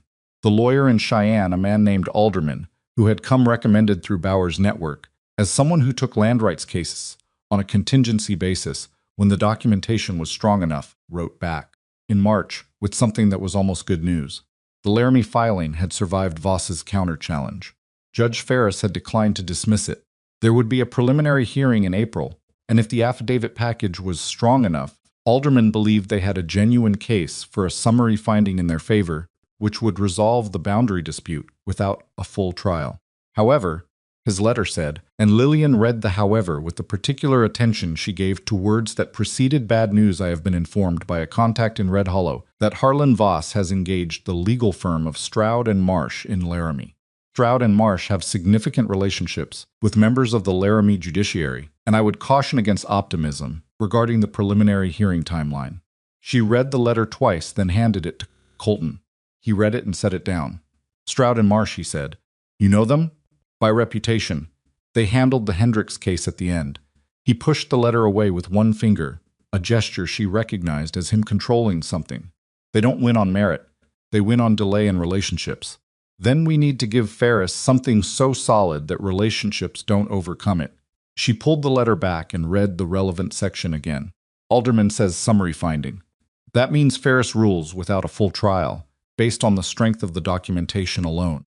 That's what we need to aim for. The affidavits, the original survey, Cal's testimony, all of it compiled into one package that is so factually complete that Voss can't manufacture enough delay to get around it. That's a lot of document work. Yes, she looked at him. I can do it. But I need the originals of everything we have, every filing, every letter, every piece of correspondence from the association. The box is in the bedroom. I know I need to go through all of it again, systematically, and build it into a proper legal record. She paused. It'll take me 2 weeks, maybe 3. He looked at her for a moment, the particular look he'd developed in recent weeks, the one with more awareness in it than the early looks, that tracked how she was doing without asking every hour. She was tired. She'd been tired since January, the specific grinding tiredness of the first months, and she hadn't complained about it, because complaining didn't help anything. But he'd noticed. You're going to work yourself into the ground, he said. I'm going to finish the legal record, she said. Those are different things. Lillian Colton. She kept her voice even and direct. We have maybe 6 weeks before Voss finds out about the baby. When he does, he's going to use it. I don't know exactly how, but I know that a man who burns barns and fabricates survey lines will not hesitate to threaten a pregnancy. I want to be in front of that. I want the case so far advanced by the time he finds out that it doesn't matter what he threatens. He looked at her with the expression she'd stopped trying to read fully, because it was too complicated, the combination of things he felt for her, and the awareness of what she was carrying, and the admiration that he still didn't know how to say, Isigi, and the deep, steady protectiveness that had been building in him since December. All right, he said, but you eat properly and you sleep. I'll handle the outdoor work. Deal, she said. She worked on the legal record at the kitchen table every morning, and some evenings, the box of documents spread around her in an order that probably looked like chaos to anyone else, but made sense to her grouped by date, cross-referenced by type, the associations between individual pieces mapped in a system she'd developed from her father's notation methods.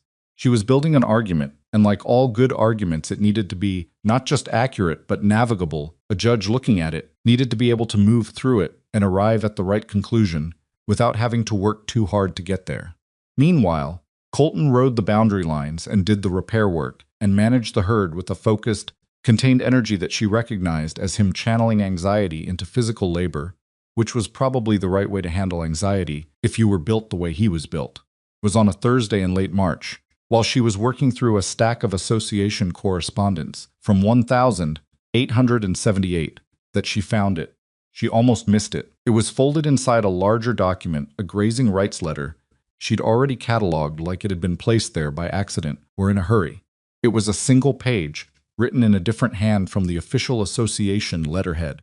The date was March 1,877. She read it once, then she put it down on the table and sat very still for a moment. Then she read it again, slowly every word.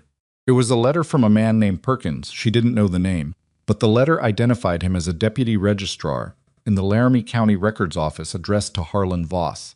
The letter was personal in tone, which meant it had never been intended for official record. Described the transfer of a land registration from the original Rains, claimed to a holding company controlled by the association. Described the transfer as having been completed using a survey document that the writer Perkins described as a revision of the original. Revision was the word he used. Not correction, not updated assessment. Revision.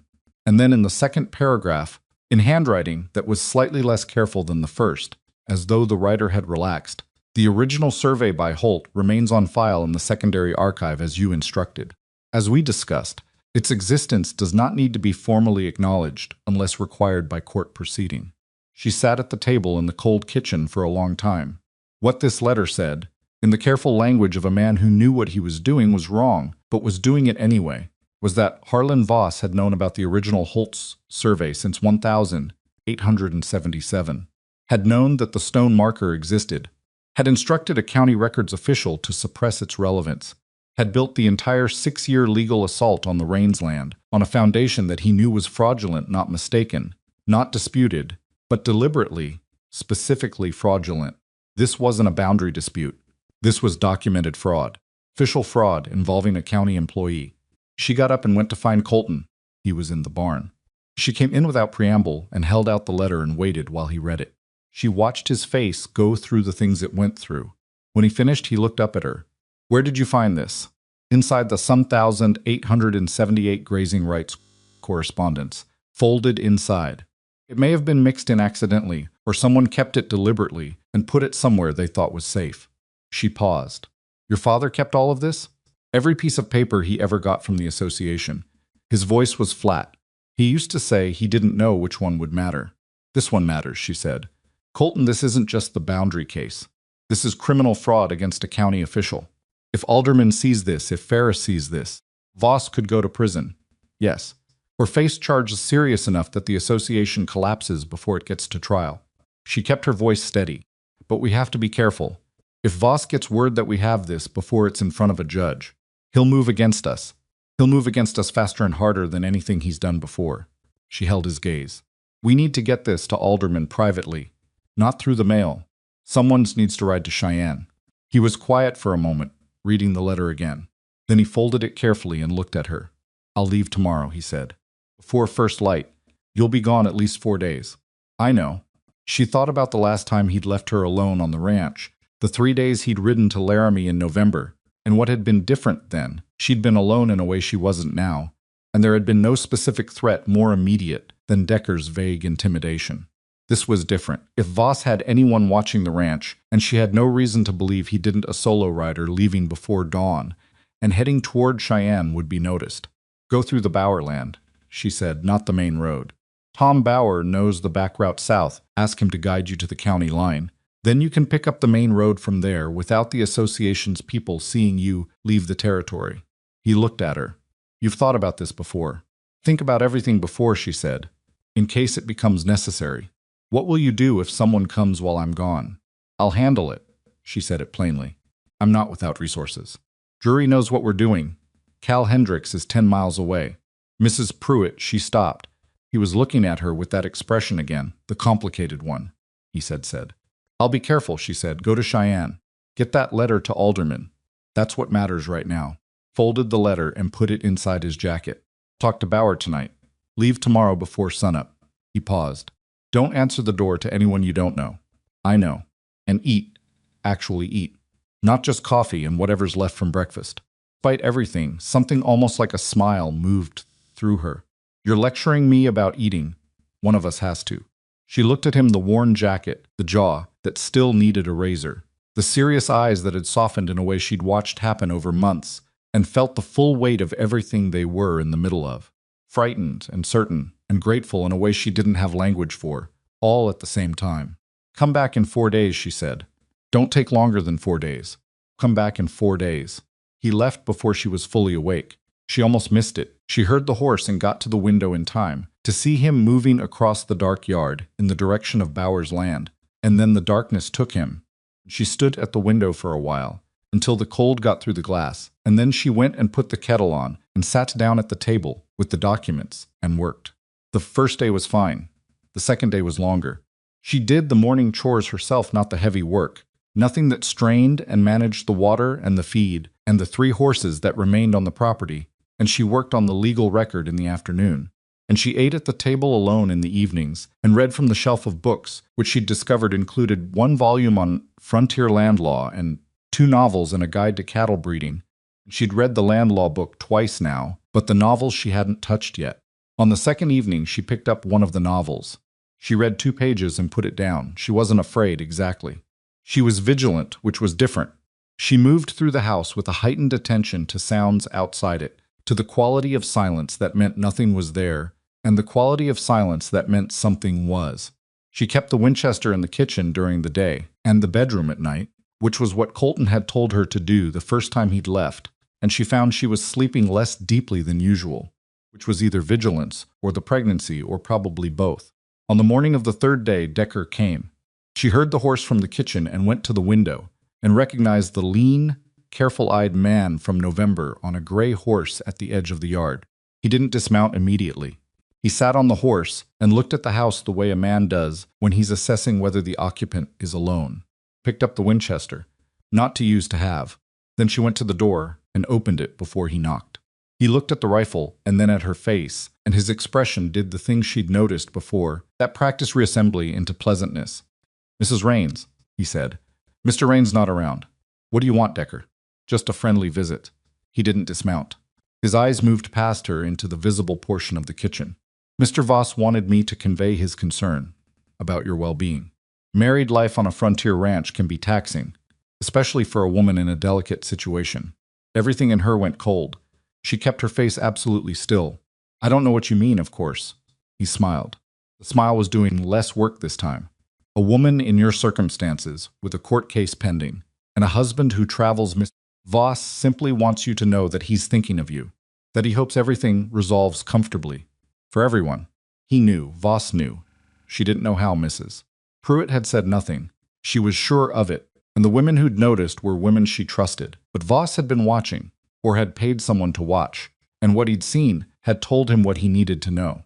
You tell Mr. Voss, she said, that I appreciate his concern. I'll do that. He touched the brim of his hat. He also wanted me to mention that the court case, it's a difficult thing to see through. A case like that. Expensive, emotionally taxing. If you and Mr. Raines were interested in revisiting the association's previous offer, the 40% grazing arrangement, Mr. Voss would be happy to discuss it. No hard feelings. The answer was no in November, she said. It's no now. He held her gaze for a moment. Something moved through his expression that was not the pleasant mask, something more direct. Things change, he said. Circumstances change. That's all, Mr. Voss is saying. Good day, Decker. He looked at her for one more moment, and then he turned the horse and rode back toward the road. She stood at the door until he was gone. Then she went inside and sat down at the table and put the Winchester across her knees and stayed very still for 5 minutes, letting the adrenaline move through her without letting it make decisions. He knew. Voss knew, which meant the timeline she'd built in her head 4 or 5 months before it became obvious, before he could use it, was gone. He knew now in March, with the April hearing still weeks away, and Colton in Cheyenne and the legal case not yet at the place where it would be protected. Picked up a pen and started writing. Not the legal documents, a letter to Alderman in Cheyenne to be sent today through Drury at the post office. The situation has become urgent.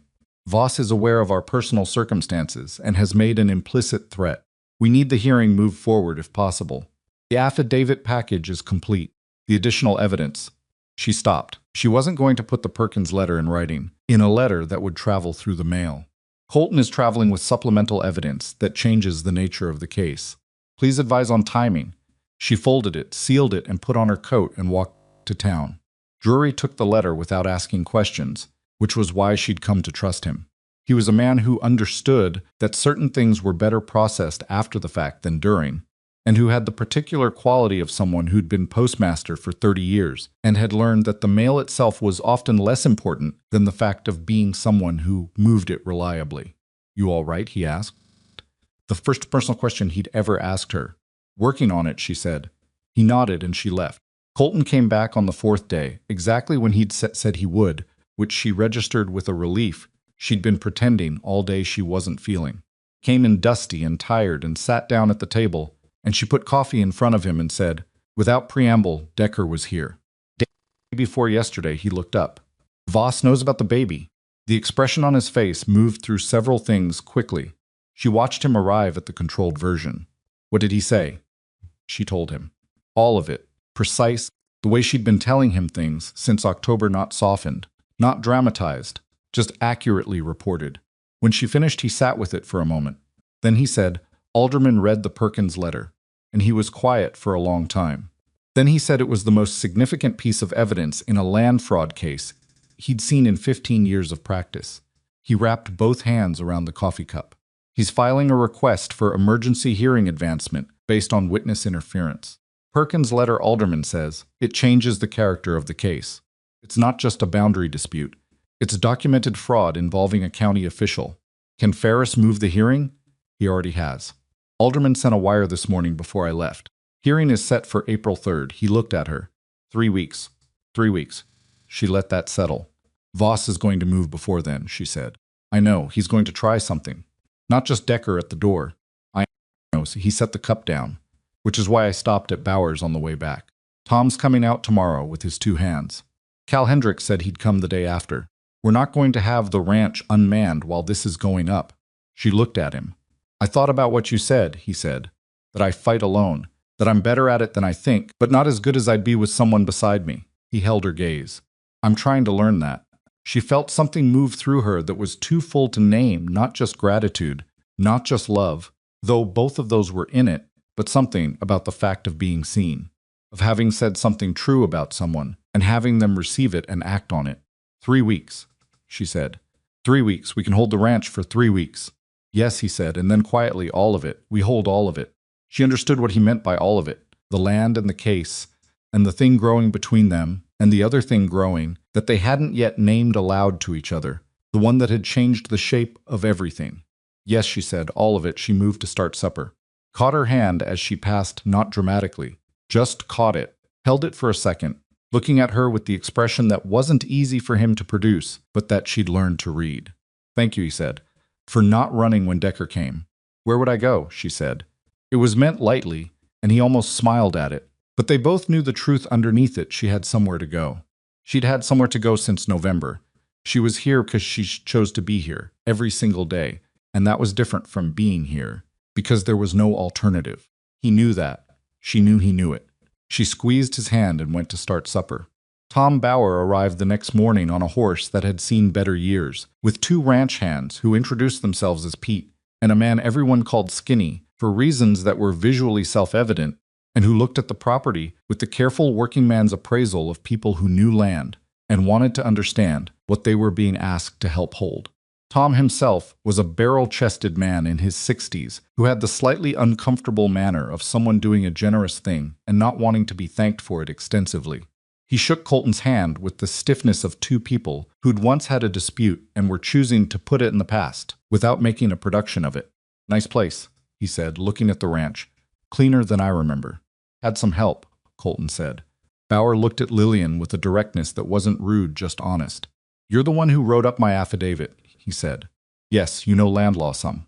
My father was a surveyor. He nodded, satisfied. Good enough. He turned back to Colton. Where do you want us? They set up a watch rotation, not military. Nothing formal. Just a practical agreement about who would be where at what hours.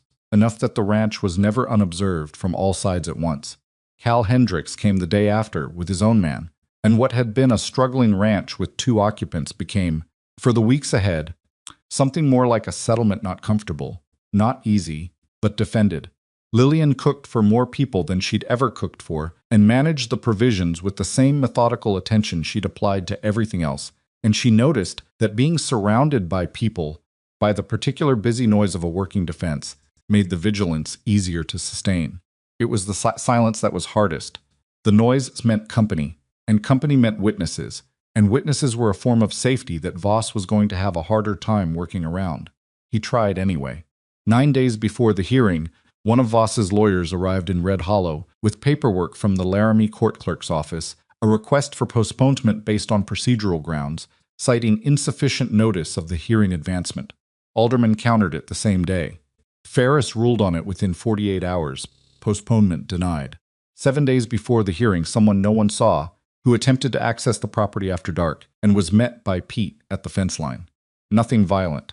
The man turned and left, but the attempt itself was noted, and Colton sent a written account of it to Alderman, who added it to the record as evidence of ongoing interference. 4 days before the hearing, Harlan Voss himself rode out to the ranch for the first time. Lillian was in the kitchen when Cal came to the window and said quietly, "Ryder, it's Voss." She went still. Then she dried her hands, folded the cloth, and went to stand on the porch. She'd seen him before, at a distance in town, the broad-shouldered man, with the bourbon glass in the mental image she'd constructed, from what she knew of him. In person, he was both more and less than that image. More because there was a quality to him composed, expensive, the ease of a man who'd been powerful for long enough that it had settled into his posture. Less because up close he looked like what he was, a man who was losing, and knew it, and hadn't yet decided what to do about it. He pulled up at the edge of the yard and looked at the men visible on the property. Pete by the barn, Cal at the fence line, Skinny visible on the north rise, and his face did something that wasn't quite acknowledgement, but was close to it. Then he looked at Lillian. "Mrs. Raines," he said. "Mr. Voss, you've been busy." "Yes." He was quiet for a moment, looking at the ranch. "Then I built this territory," he said. It didn't sound like a threat. It sounded almost genuine, the statement of a man who actually believed it. 15 years. Every road, every water right, every piece of legal infrastructure this territory has. I built it, or I paid for it, or I negotiated it. The people here, they don't like me, but they live on what I built. You also destroyed 4 ranches, she said, and suppressed a survey document since 1877 and corrupted a county records official. His expression didn't change. Not surprised, the absence of surprise told her he'd known about the Perkins letter, or at least suspected she had it. That's a very serious accusation. It's in front of Judge Ferris in 4 days. He looked at her for a long moment. A long, flat, assessing look that she held without difficulty, because she'd been holding hard looks since October and she'd gotten good at it. You could still walk away from this, he said. The case. All of it. I would make it worth your while. No, she said. Carrying a child, he said. A woman in your situation. Don't, she said. Her voice was quiet and completely flat. Don't use that. Don't even try. Something moved in his expression. Something that was almost respect. Almost. The specific kind of respect a man like Voss had for an adversary he'd underestimated. Picked up his reins. See you in court, Mrs. Raines. Yes, she said, you will. He turned the horse and rode back toward the road. She stood on the porch until he was gone. Then she turned and went inside and sat down at the kitchen table and put her head in her hands for exactly 30 seconds, not from fear, but from the release of the effort of maintaining everything she'd had to maintain for the last 2 minutes. Then she lifted her head, straightened up, and went back to the documents. 3 days. 3 days until the hearing. The Perkins letter was in Alderman's hands. The affidavits were filed. The stone marker was documented. The arson was documented. The witness interference was documented. 3 days she picked up her pen and kept working. But what none of them knew, yet not Lillian, not Colton, not Alderman in Cheyenne, was that Harlan Voss did not lose gracefully. He never had. And a man who'd spent 15 years building something was not going to let a woman from the East and a stubborn rancher dismantle it in a county courtroom without one final attempt to change the terms of the fight entirely. What he was planning, he set in motion that same evening, in the back room of the Red Hollow Land and Cattle Association, with the same bourbon glass and the same flat, deliberate calm with which he'd made every decision for 15 years. Only this time, the decision he made would change everything, not in the way he intended, but in a way none of them could have predicted. 2 nights before the hearing, they came in the dark. Not Decker this time. Not the lean, careful-eyed man with the practiced smile. Voss had sent 4 of them men Lillian didn't recognize, which meant they weren't from Red Hollow, which meant Voss had brought them in specifically for this. Meant he'd planned it far enough in advance that he'd had time to source people who had no local reputation to protect. She heard them before she saw them. She was awake. She'd been sleeping badly for a week, the vigilance and the pregnancy conspiring to keep her in a state of half-rest that left her alert to sounds that shouldn't be there. What she heard was the specific quality of silence that meant something was moving in it. The horses, 3 or 4 of them, coming in slow from the east, which was the direction a man who knew the property would choose if he wanted to approach without being seen from the main road. She was on her feet and at the bedroom door in seconds. Colton was already awake. She nearly walked into him in the hallway. East side, she said low, I heard. He had the Winchester. She went back for the handgun from the nightstand, a Colt revolver she'd learned to use adequately in the weeks since the fire, because adequately was what the situation required, and she was not a person who left herself with less capability than the situation required. Caught her arm in the dark, not to stop her to hold on for exactly 1 second. One brief, anchoring second, and then let go. She went to the east window.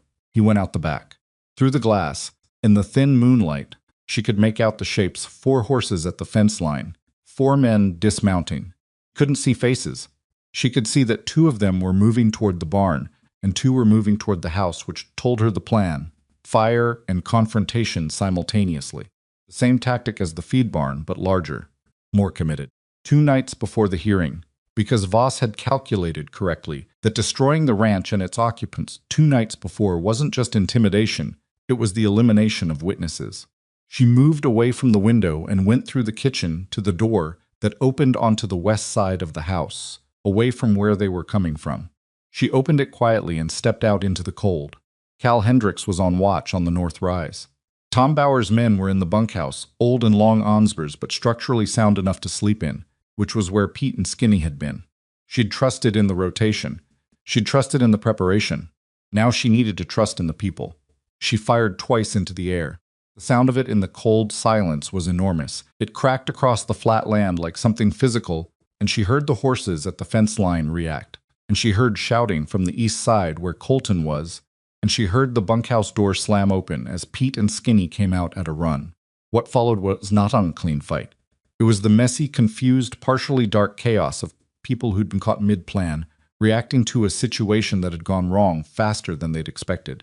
Two of the men ran immediately, the ones who'd been heading for the barn, the ones whose plan depended on surprise and opportunity, and who had no appetite for a stand-up confrontation. The other two were more committed, and for 5 minutes there was a situation at the east fence line that Lillian could hear but not see, and those 5 minutes were the worst 5 minutes of the whole night because the sounds told her something was happening and didn't tell her enough about what. Then she heard Colton's voice loud and clear, "Down. Stay down." She went around the east side of the house.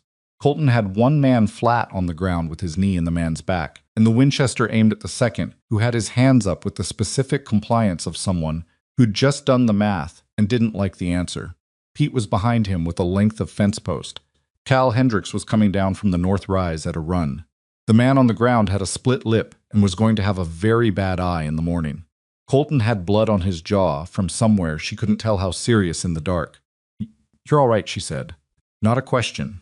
"I'm all right," he said without looking away from the men. "Get the rope from the barn." Second hook inside the door. She got the rope. They tied both men to the fence posts, not brutally but securely, the way you tie something you want to stay put until morning. Cal rode to town for the sheriff before dawn, which was a calculated decision. They wanted Doyle to see the men before Voss had time to get to him, wanted the situation documented by county authority before it could be reframed. Doyle arrived at sunup. He looked at the two men tied to the fence posts. He looked at the tracks where the other two had ridden off. He looked at Colton's jaw and Lillian's hands and the burn kit that had been staged near the barn door because they'd anticipated fire and prepared for it. He wrote in his notebook for a long time. "These men aren't from the territory," he said. "No," Colton said, "brought in specifically. That would be my assessment." Doyle wrote some more. Then he looked up and said something that Lillian suspected cost him something to say. "I'll need to take a formal statement. Both of you today before the hearing, so it's on record before anything else happens." "We'll come in this afternoon," she said. He nodded. He untied the men, put them on their horses with their hands secured, and rode them toward town without another word. After he was gone, Tom Bauer stood at the fence line with his arms crossed and said to no one in particular, "Voss is getting desperate." "Desperate men make mistakes," Cal said. "They also dangerous ones," Lillian said. Both men looked at her. "Don't mistake desperation for weakness. He's going to do something else. We don't know what. We need to be at that courtroom tomorrow, and we need to be careful about how we get there." She didn't sleep. After the statements were given to Doyle that afternoon, and the formal record was made, 2 men in custody, attempted property assault, evidence of premeditated arson attempt, all of it written into the county record where it couldn't be quietly disappeared. She came home and sat at the kitchen table and looked at the documents she'd spent 6 weeks building and let herself feel, for a few minutes, the full weight of everything she'd been holding at a controlled distance for months. She was tired. Not the physical tiredness of the work, which she'd gotten used to, but the bone-deep tiredness of sustained alertness of being the person who thought ahead, who noticed the things others missed, who made sure nothing fell through the cracks while also doing the work of the ranch and managing her own body's demands and maintaining the appearance of a composure she didn't always feel. She was 5 months pregnant in 2 weeks. She was 48 hours from a court hearing that would either resolve 6 years of injustice or give Harlan Voss another set of tools to delay and damage and wear them down. She was sitting in a kitchen that she'd fixed and cleaned and made functional from a state of neglect, in a house that had been filled with a particular kind of loneliness before she arrived. And the man who lived in it was outside in the dark checking the fence lines because neither of them had been willing to simply go to bed and assume the night was safe. She put her hand flat on the table and breathed. The door opened. Colton came in, checked the room with the quick scan he'd developed over the past weeks, and then looked at her properly. He sat down. He didn't say anything for a moment, which was his way he sat with things before he spoke about them, and she'd stopped finding this difficult and started finding it honest. "We're as ready as we can be," he said. "Yes. Alderman's in Laramie tonight. He'll be at the courthouse by 8. "I know." He looked at her hands on the table. "What are you thinking?" She considered the question. "I'm thinking about my father," she said. "He used to say that the only survey that matters is the one you can prove, not the one that's True, the one you can stand in front of a judge and demonstrate with physical evidence. She looked at the stack of documents. We can prove everything. The original survey, the Perkins letter, the arson, the witness interference last night. It's all there. It's all documented. Then we're going to be all right. Yes, she said it and meant it. I just wanted to say it out loud. He put his hand over hers on the table. He did it the way he did everything affectionate, not smooth, not practiced, but real. His hand was large and warm and calloused, and she felt the weight of it as a physical anchor. Tomorrow, he said, whatever happens in that courtroom, I want you to know. He stopped, looked at their hands. I didn't have anything worth fighting for before you came. I had the fight, but not the thing behind it. She looked at him. I'm not good at saying things like this, he said, but I wanted to say it before tomorrow, in case. Don't, she said gently. In case nothing. We go in tomorrow and we present the case and we come home. I know, he exhaled. You were supposed to be a joke. That's what they sent you here as. And you came and you read my surveys and you went to talk to Cal and you found that letter and you stood on the porch and told Voss no to his face while you're carrying our child. He shook his head. I just want you to know that I know what you've done. What you are. She felt the fullness of it move through her. Not sentiment, something heavier and more real than sentiment. Colton, she said. Yeah, I know, she said. It covered everything she meant, and he understood it. They sat at the table for a while in the quiet of the ranch, his hand over hers, the fire going low, the night outside finally still. The courthouse in Red Hollow was the largest building on the main street, which wasn't saying a great deal. It had 2 floors and a door with a proper frame and enough room inside for perhaps 30 people seated. When Lillian and Colton arrived at 8:30 the morning of the hearing, there were already more than 30 people trying to fit in. She hadn't expected that. She'd expected Alderman and his clerk, the association's lawyers from Stroud and Marsh, whatever witnesses had been called, and Judge Ferris. She had not expected Tom Bauer and Cal Hendricks seated in the second row. She had not expected Mrs. Pruitt and the widow whose husband had died disputing Voss's boundary claim.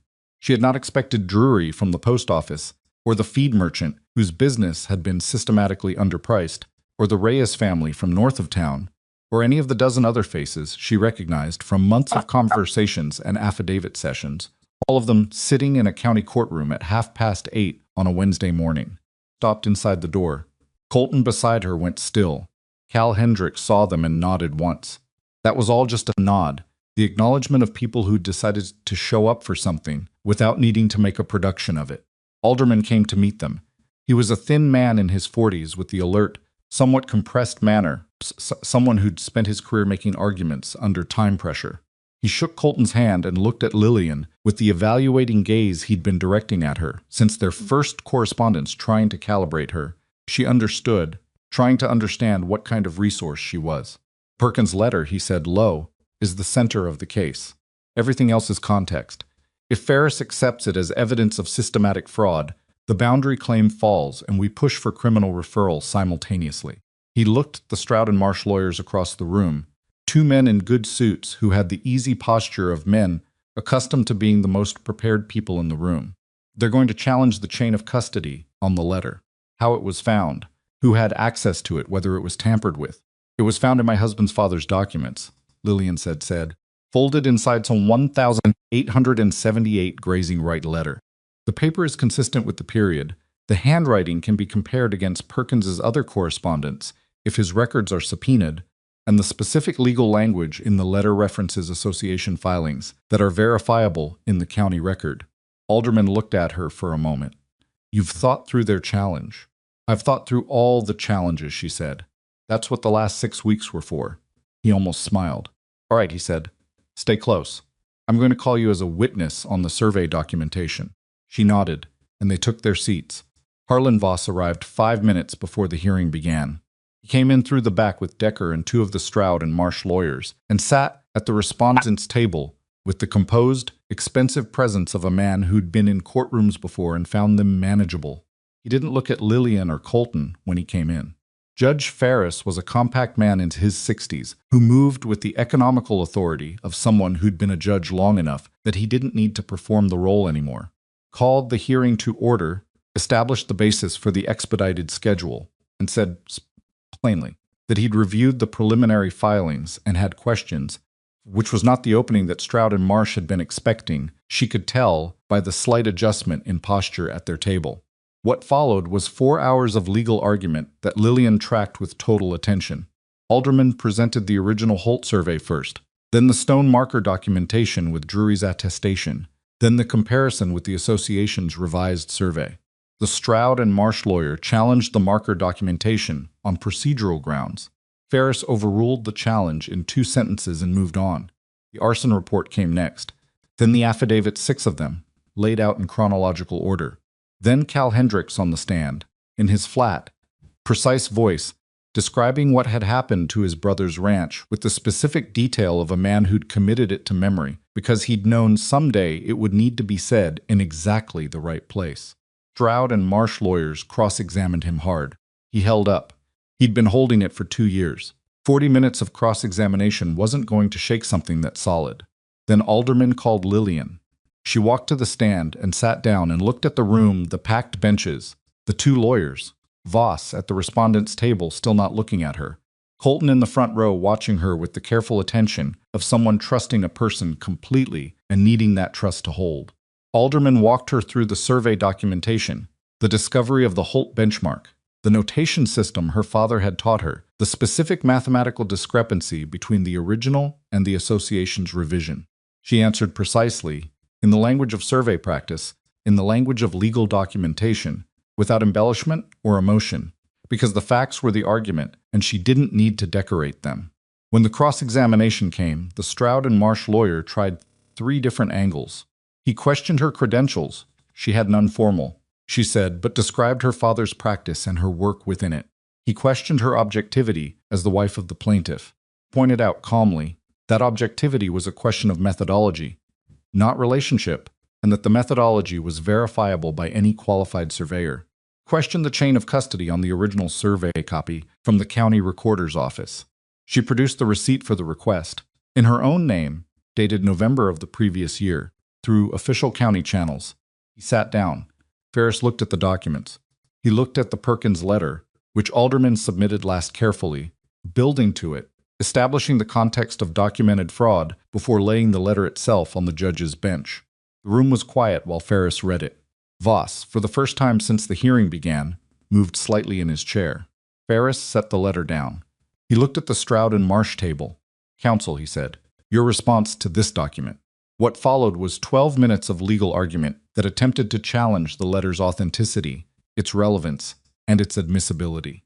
Ferris listened to all of it with the expression of a man processing information he'd already substantially made up his mind about, but was giving proper procedural space. Then he said, "I'm going to need to recess." The recess was 40 minutes. Lillian sat in the hallway with Colton and Alderman, and nobody talked very much, because there was nothing useful to say while they were waiting, and they all understood that. At one point, Colton said quietly, to no one in particular, "My father filed in this county for 6 years. "I know," Alderman said. "He died before it was ever heard properly." Alderman was quiet for a moment. "I know that too." Nobody said anything else. When Ferris came back, the room reassembled in a silence that had a different quality from the morning's silence, heavier, more concentrated. Ferris sat. He looked at his notes. He looked at the Perkins letter. Then he looked up at the room and said, in the measured, plain voice he'd used all morning, "In the matter of Rains versus the Red Hollow Land and Cattle Association, I find in favor of the plaintiff on all counts related to the boundary dispute. The original Holt survey of 1871 is the operative document. The association's revised survey is ruled fraudulent. The eastern boundary line is restored to the original designation." Paused. Additionally, the Perkins letter raises serious questions of official misconduct that fall outside the scope of today's civil hearing. I am referring the matter to the Territorial Attorney General's office for criminal review. He looked directly at Voss. "Mr. Voss, I would strongly advise you to make yourself available to that office." Voss's face did not change, but Decker beside him went visibly pale. Ferris set down his papers. "This hearing is adjourned." The room moved the way rooms move when something that's been held in suspension is suddenly released, a collective exhale, chairs scraping, voices beginning low and then building. Alderman was writing quickly. The Stroud and Marsh lawyers were conferring with each other in the contained, rapid way of people recalculating. Colton was very still. She touched his arm. He looked at her. and whatever was in his expression in that moment was something she'd never seen there before. Not the controlled stillness, not the guarded management, but something wide open and raw and real. The face of a man who'd carried something impossible for so long that he'd forgotten what it felt like to put it down. "It's done," she said. He nodded. He put his hand over hers on his arm and held it. Across the room, Harlan Voss stood and buttoned his jacket and walked toward the door. He passed within 10 feet of them. He didn't look at Lillian, but at the door he stopped. He stood there for a moment with his back to the room. Then he walked out. It was not an admission. It was not an apology. But it was a man leaving a room he'd expected to control, walking away from something he couldn't take back, and that was its own kind of ending. Cal Hendricks appeared at Colton's shoulder. He put his hand out. Colton shook it, and Cal said, "Walt would have been glad." And that was all he said, and Colton nodded and didn't trust himself to speak. Mrs. Pruitt materialized, because Mrs. Pruitt always materialized when things of consequence occurred. She looked at Lillian with an expression that was as close to warmth as Lillian had seen on her face. "Told them," she said, "when you first came. I said you wouldn't last the month." She paused. "I was wrong about that." "Yes," Lillian said. "I'm not wrong often." "I imagine not." She looked around the room and then back at Lillian. "The casserole dish," she said. "I'd like it back when you have a chance." And that somehow, in the middle of everything, almost made Lillian laugh. They rode home in the late afternoon, the two of them, the light going long and golden across the land. The wide, flat land that was theirs properly, legally. Finally theirs, with the document to prove it, and the court record to support it, and the Perkins letter in the Territorial Attorney General's office, where it would do what it needed to do. Colton was quiet for most of the ride. She let him be quiet because she understood what he was doing with it, processing something that had been the whole shape of his life for so long, that the absence of it was going to take time to understand. When the ranch came into view, he pulled up for a moment and looked at it. She pulled up beside him. The main house, the barn, the rebuilt feed storage, the fence lines running out toward the eastern pasture, where the stone marker sat in the creek mud, exactly where James Holt had placed it in 1871. The wide field behind the property, where Colton had stood in the cold autumn light and talked about a second herd, about spring, about planning for a future when he'd thought there wasn't one. "What do you want to do first?" she asked. He thought about it. "Fix the north gate," he said. "It's been sticking for a month." She looked at him, and then he said, "I want to start clearing the west field. If we're going to run a second herd by fall, we need to start now." She felt something move through her that was not complicated for once, just straightforward and clear. "All right," she said. "You fix the gate. I'll start on the planting records if we're expanding. We need to think about the supply situation before spring." He nodded. Then he said, "Lillian, yes. Thank you." He said it plainly, looking at the ranch. Not at her at the ranch, which she understood was how he said the deepest things. For all of it. She looked at what he was looking at. The struggling, difficult, imperfect, entirely real place they were building together. "Come on," she said. "Gate won't fix itself." He made a sound that was almost a laugh, and they rode the rest of the way home in the long afternoon light, side by side, toward everything that was still ahead of them. The north gate got fixed that same evening. Colton worked at it until the light was nearly gone, and Lillian could hear the sound of the hammer from the kitchen where she was making notes in the supply ledger, the steady, purposeful rhythm of a man doing a task that had been waiting too long and was finally getting done. There was something in that sound, in its ordinariness, that felt more significant than the courtroom had. Courtroom had been the ending of one thing. The gate was the beginning of something else. You could mark time by the large events, but it was the small ones that told you where you actually were. She made soup from what was in the root cellar and cornbread from what was on the shelf and set both on the table when she heard him come in and wash up at the basin outside. He came through the door with wood shavings on his jacket and the particular satisfied tiredness of physical work completed, sat down, and ate without ceremony. After a while he said, "Gate's done, I heard. The fence line on the west section needs another look before we start clearing. There's a section near the creek bend that's been soft since the spring thaw. I'll put it in the work list." He looked at her over the table. Not with anything loaded in it, just the simple, direct attention of a man who'd gotten into the habit of looking at her and hadn't stopped. "You should sleep," he said. "I will. You didn't sleep last night." "Neither did you." He had no response to this because it was true. They'd both been awake before the men came and awake after, and the hearing had taken whatever remained of the morning's reserves. and she was tired in a way that went past the bones and into something that didn't have a good word for it. But she finished the supply notes first, because she was who she was, and then she went to bed, and she slept without waking for the first time in 2 weeks. Spring came the way it always came to that country, not gently. Not with any particular regard for what the people on the land needed from it, but with the aggressive, muddy insistence of a season that had its own schedule. Creek rose. The fence posts that had been solid through winter shifted in the softening ground. The cattle that had been managed through the cold months moved and needed moving again and again as the pasture returned to something edible. Lillian worked the ranch through April and into May in the way she'd worked it since October, practically consistently, without romanticizing what it was. There were good days and days where everything that could go wrong did, and the pregnancy made some of the physical work impossible, and the rest of it harder, and she adjusted accordingly, which was what you did. Territorial Attorney General's office sent a letter in late April. The Perkins matter was under formal investigation. Harlan Voss had been asked to present himself in Laramie for a preliminary interview.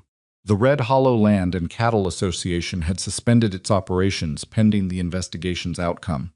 Colton read the letter twice, folded it, and put it with the otter documents in the box his father had kept. He didn't say much about it. She understood why the satisfaction of it was real but complicated, threaded through with everything it had cost and everything it had taken too long, and all the years his father had spent fighting and not winning.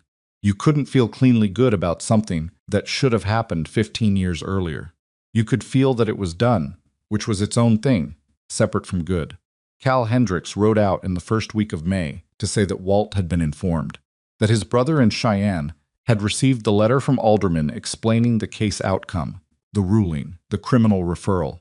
He said Walt had sat with the letter for a long time, and then said he wasn't coming back, that he'd built something new in Cheyenne and wasn't willing to unmake it, but that he was glad.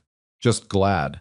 Cal said this, standing at the fence line in the spring light, with the matter-of-fact delivery of a man reporting facts, and then he said he'd be getting back to the mill, and he rode away without making anything more of it, which was probably the right way to handle it. Bauer came by in the third week of May with a proposition about shared grazing access to the Eastern Creek section, which Colton negotiated over 2 visits and 3 cups of coffee, and which ended with a handshake and a written agreement that Lillian drafted in proper legal language at the kitchen table. She'd been drafting things in proper legal language for 6 months. Didn't seem worth stopping. The Reyes family sent a note saying they'd received word that the association's water rights challenge on their northern pasture had been dropped, and that they were grateful, and that if there was ever anything they could do in return, they hoped Colton and his wife would let them know. The note addressed her as Mrs. Raines, which she was, which still occasionally surprised her in the way that true things sometimes do when you look at them directly. She was in the yard on a Tuesday in June, hanging laundry in the warm morning air, when the first real pain came. Not panic, she'd known it was coming, had been tracking the signs for days. She stood still for a moment and breathed through it, and then walked inside and found Colton at the table with the livestock records and said, in her best approximation of a calm voice, "I think it's time." He looked up. He went still in the way she'd learned to read, the prior to management stillness, the one before composure was possible. Then he stood up so fast, the chair scraped, and said, "I'll get the horse." The midwife, she said, "Mrs. Garza." He said, "Send someone ahead." Right. He was already at the door. He stopped, turned back, looked at her with the expression that was all the complicated things he felt without the words for them, all at once and seemed unguarded. "Go," she said. "I'll be here when you get back." He went. She was not here to tell you that what followed was easy or dignified, or that the frontier made it into something poetic. It was long and painful and exhausting, in the specific total way that nothing else in her life had been exhausting, and Mrs. Garza was a competent and brisk woman who had attended 30-some births in the territory and handled the whole thing with a practical efficiency that Lillian, between the waves of it, genuinely appreciated. Colton paced outside until Mrs. Garza told him firmly to come in and be useful or go away, and he came in and was useful, which was what she'd expected of him. The baby arrived in the early evening, when the light through the bedroom window had gone to the long gold of late afternoon. She was small and loud and had a look of profound offense at the entire situation, which seemed about right. She had dark hair, and she had Colton's eyes, that particular shade that Lillian had spent months looking at across kitchen tables and firelit evenings, and she had already, in the first minutes of her life, a quality of stubbornness in her expression that made Mrs. Garza laugh and say, "This one's going to be trouble." "Good," Lillian said. Her voice came out rough. She didn't care. Colton held his daughter for the first time, with the careful, slightly terrified concentration of a man handling something he didn't want to damage and didn't know the rules for yet. Stood there for a long time, not speaking. The baby looked up at him with the unfocused, evaluating gaze of something brand new trying to make sense of its situation. He looked up at Lillian. His face was she didn't have a word for it. She'd cataloged all his expressions over 7 months, and this one was new. Something entirely undefended. Something that had no habit around it, no practiced management, nothing he'd had to produce for anyone before. "Clara," he said, the name they'd chosen without a great deal of discussion, because it had simply seemed right. She looks like you," Lillian said. He shook his head slowly. "She looks determined," he said. "She looks like she came here to do something. She came here to make us work, Mrs. Garza said, packing her bag, same as all of them. After Mrs. Garza left, in the quiet of the evening with the baby finally sleeping, and the light outside going from gold to gray, Colton sat on the edge of the bed, and Lillian leaned back against the pillow, and they were both too tired to speak, and neither of them needed to. She thought about the physician's letter. She still had it, in the tin box that had replaced the $17 box from Clement Street. She hadn't thrown it out, because it was true when it was written. The physician had said likely, and he'd known what he knew, and what he knew had not encompassed everything. Likely wasn't certainly. Sometimes the body knows things the medicine hasn't caught up to yet. Sometimes the door that seems closed is only almost closed, and something small and determined pushes through anyway. She thought about that, about the things we're told are impossible that turn out to be merely unlikely, about how much of a life is determined by whether you treat those two words as synonyms. The summer settled into work, which was the appropriate response to everything in that territory. The Westfield clearing went on through June and July, Colton doing the heavy work and Lillian managing the planning and the records and the things that could be done from a more stationary position, while Clara slept in the basket beside the kitchen table. By August, they had the section ready for the following spring's expanded grazing. By September, Colton had been in contact with a stock dealer in Cheyenne about additional cattle, and the numbers in the ledger, the ones Lillian kept, with the same methodical attention she'd brought to everything, had moved from survivable to something more than that. Not wealthy, not the kind of comfortable that made problems disappear, but the kind of stable that meant you could look at next year and make plans for it, rather than just hoping to get through it. Tom Bauer came by in August with news about the Ray A's family's water rights being formally restored by the county, which was a downstream effect of the Attorney General's investigation into Voss. The investigation was moving slowly, the way these things moved in territorial courts, but it was moving. Perkins had been removed from his position at the county records office. 2 of Voss's lawyers had declined to continue representing him. The Red Hollow Land and Cattle Association had not formally disbanded, but had ceased all active operations, which was its own kind of ending. Voss himself had moved to Laramie to manage the legal situation closer to the courts.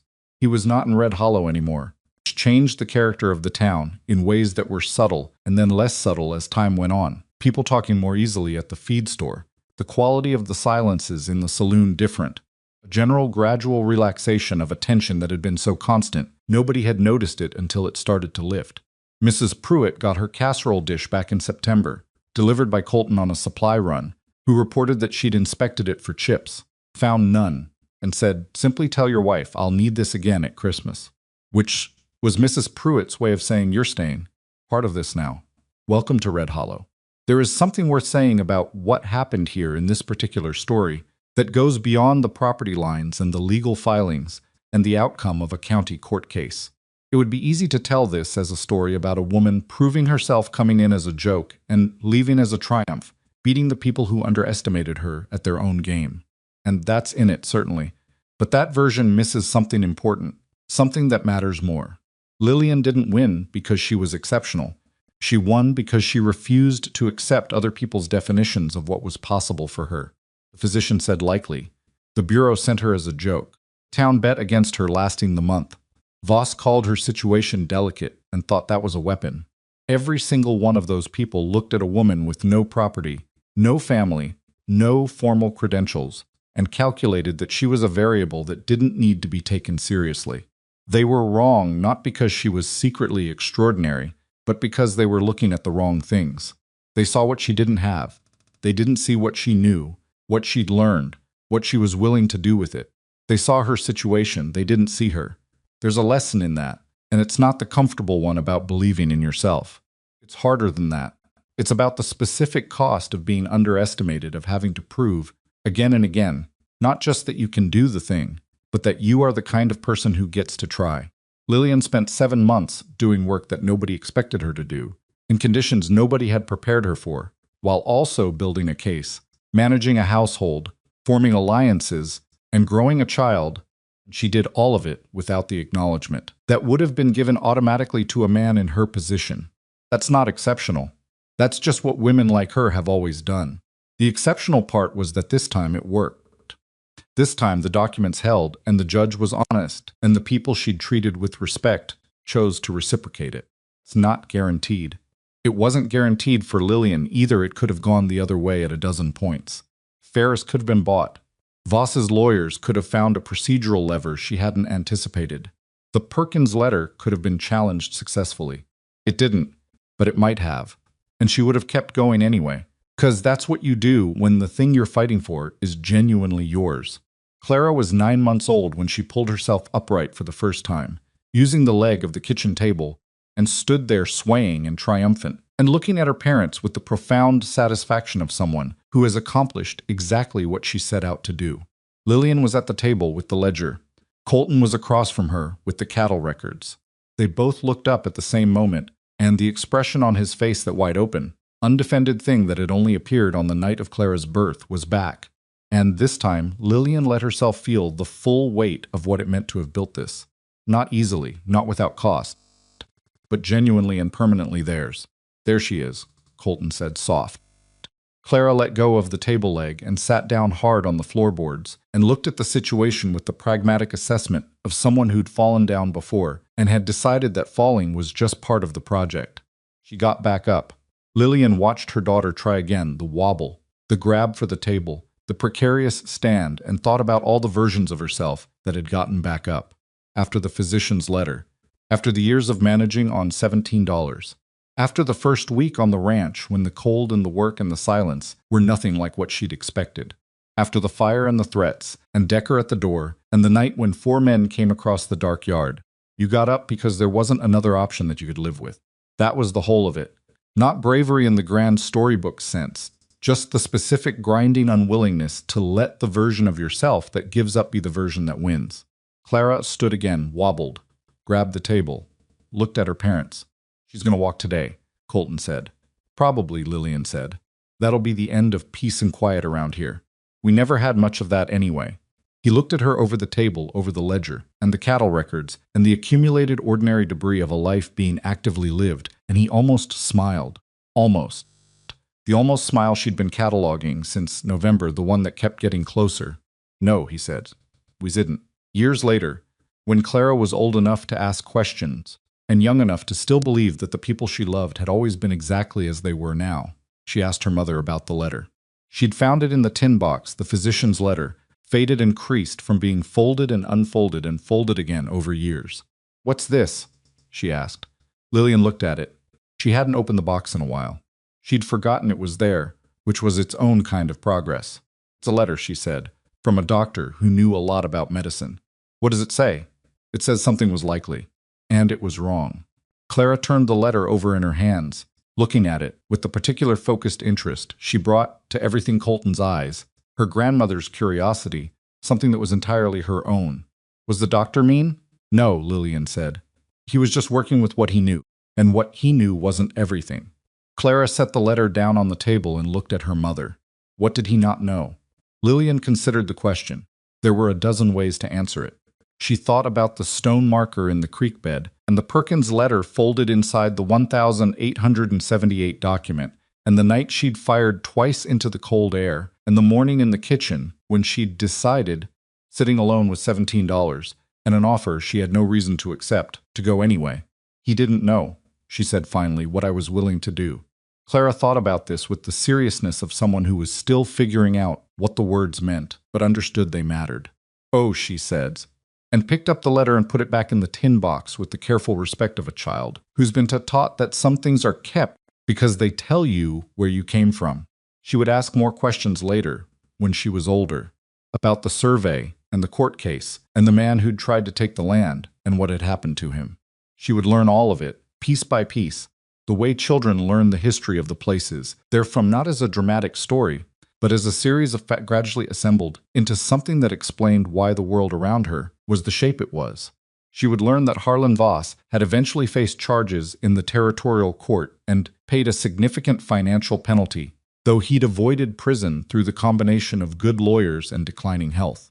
She would learn that the Red Hollow Land and Cattle Association had formally dissolved, and that its lands, the ones acquired through fraud and intimidation, had been subject to review and partial restitution. She would learn that the Hendricks family vault in Cheyenne, Cal at the mill had received formal acknowledgement of what had been done to them, which wasn't the same as getting the land back, but which was something, the official record setting down what had been true all along. She would learn about the women at the boarding house on Clement Street and the $17 in the tin box. She would learn about the physician's letter and what it had meant to her mother to receive it and what it had meant to not let it be the last word. She would grow up on the ranch that her parents had built into something worth building, on land that had been fought for, and documented and proven and held, surrounded by people who'd come through hard things and chosen to stay. She would grow up knowing that belonging to a place is not something given to you at birth, but something you make, with your hands and your decisions, and your willingness to stand in a doorway with a rifle and say no to the thing that is trying to take what is yours. She would grow up, in other words, knowing what her mother had learned, that the most important thing a person can do, in a world full of people who have decided in advance what you're worth, is to refuse to let their calculation be the final one. The ranch stood. That was the simplest way to say it, and after everything, simple felt right. The ranch stood and the land held, and the family in it was imperfect and complicated and real, in the way that only things actually lived can be real. Colton never became a man who found words easy. He remained, to the end of his life, someone who said things to the middle distance, to the land or the fire, who expressed the deepest things sideways, who showed up more reliably than he spoke. But he showed up, every morning, in every season, for every difficult thing the land and the life required. That was who he was, and Lillian had known who he was since the second week, and she had chosen him with her eyes open, and she never had cause to regret the choosing. She never threw away the physician's letter. She kept it in the tin box, and the tin box sat on the shelf in the bedroom, and occasionally she looked at it and thought about what it meant to be told that something in you was broken not maliciously, not even incorrectly by the standards of what was known, and to go on anyway. Not because you were certain the letter was wrong, but because certainty was never the point. The point was what you did with the likely. Point was whether you let it stop you, or whether you walked to the counter in that tobacco-smelling office and said yes, and got on the stagecoach and went somewhere. You'd never been to build something you'd never had, with a man you'd never met, because manageable was not a future, and you wanted more than manageable. That's the truth of it, underneath all the surveys and affidavits and county court rulings. Not a lesson you can make clean or package tidily. Just the fact of a woman who was handed a life that other people had decided, was already decided, and who looked at it and decided differently. The people who sent her to Red Hollow as a joke never understood what they'd actually done. They thought they were discarding something. They were wrong about that. The way people are often wrong when they mistake a woman's constraints for her limits. They sent her out there to fail quietly. She built something instead. And the land, finally, honestly, legally, was home.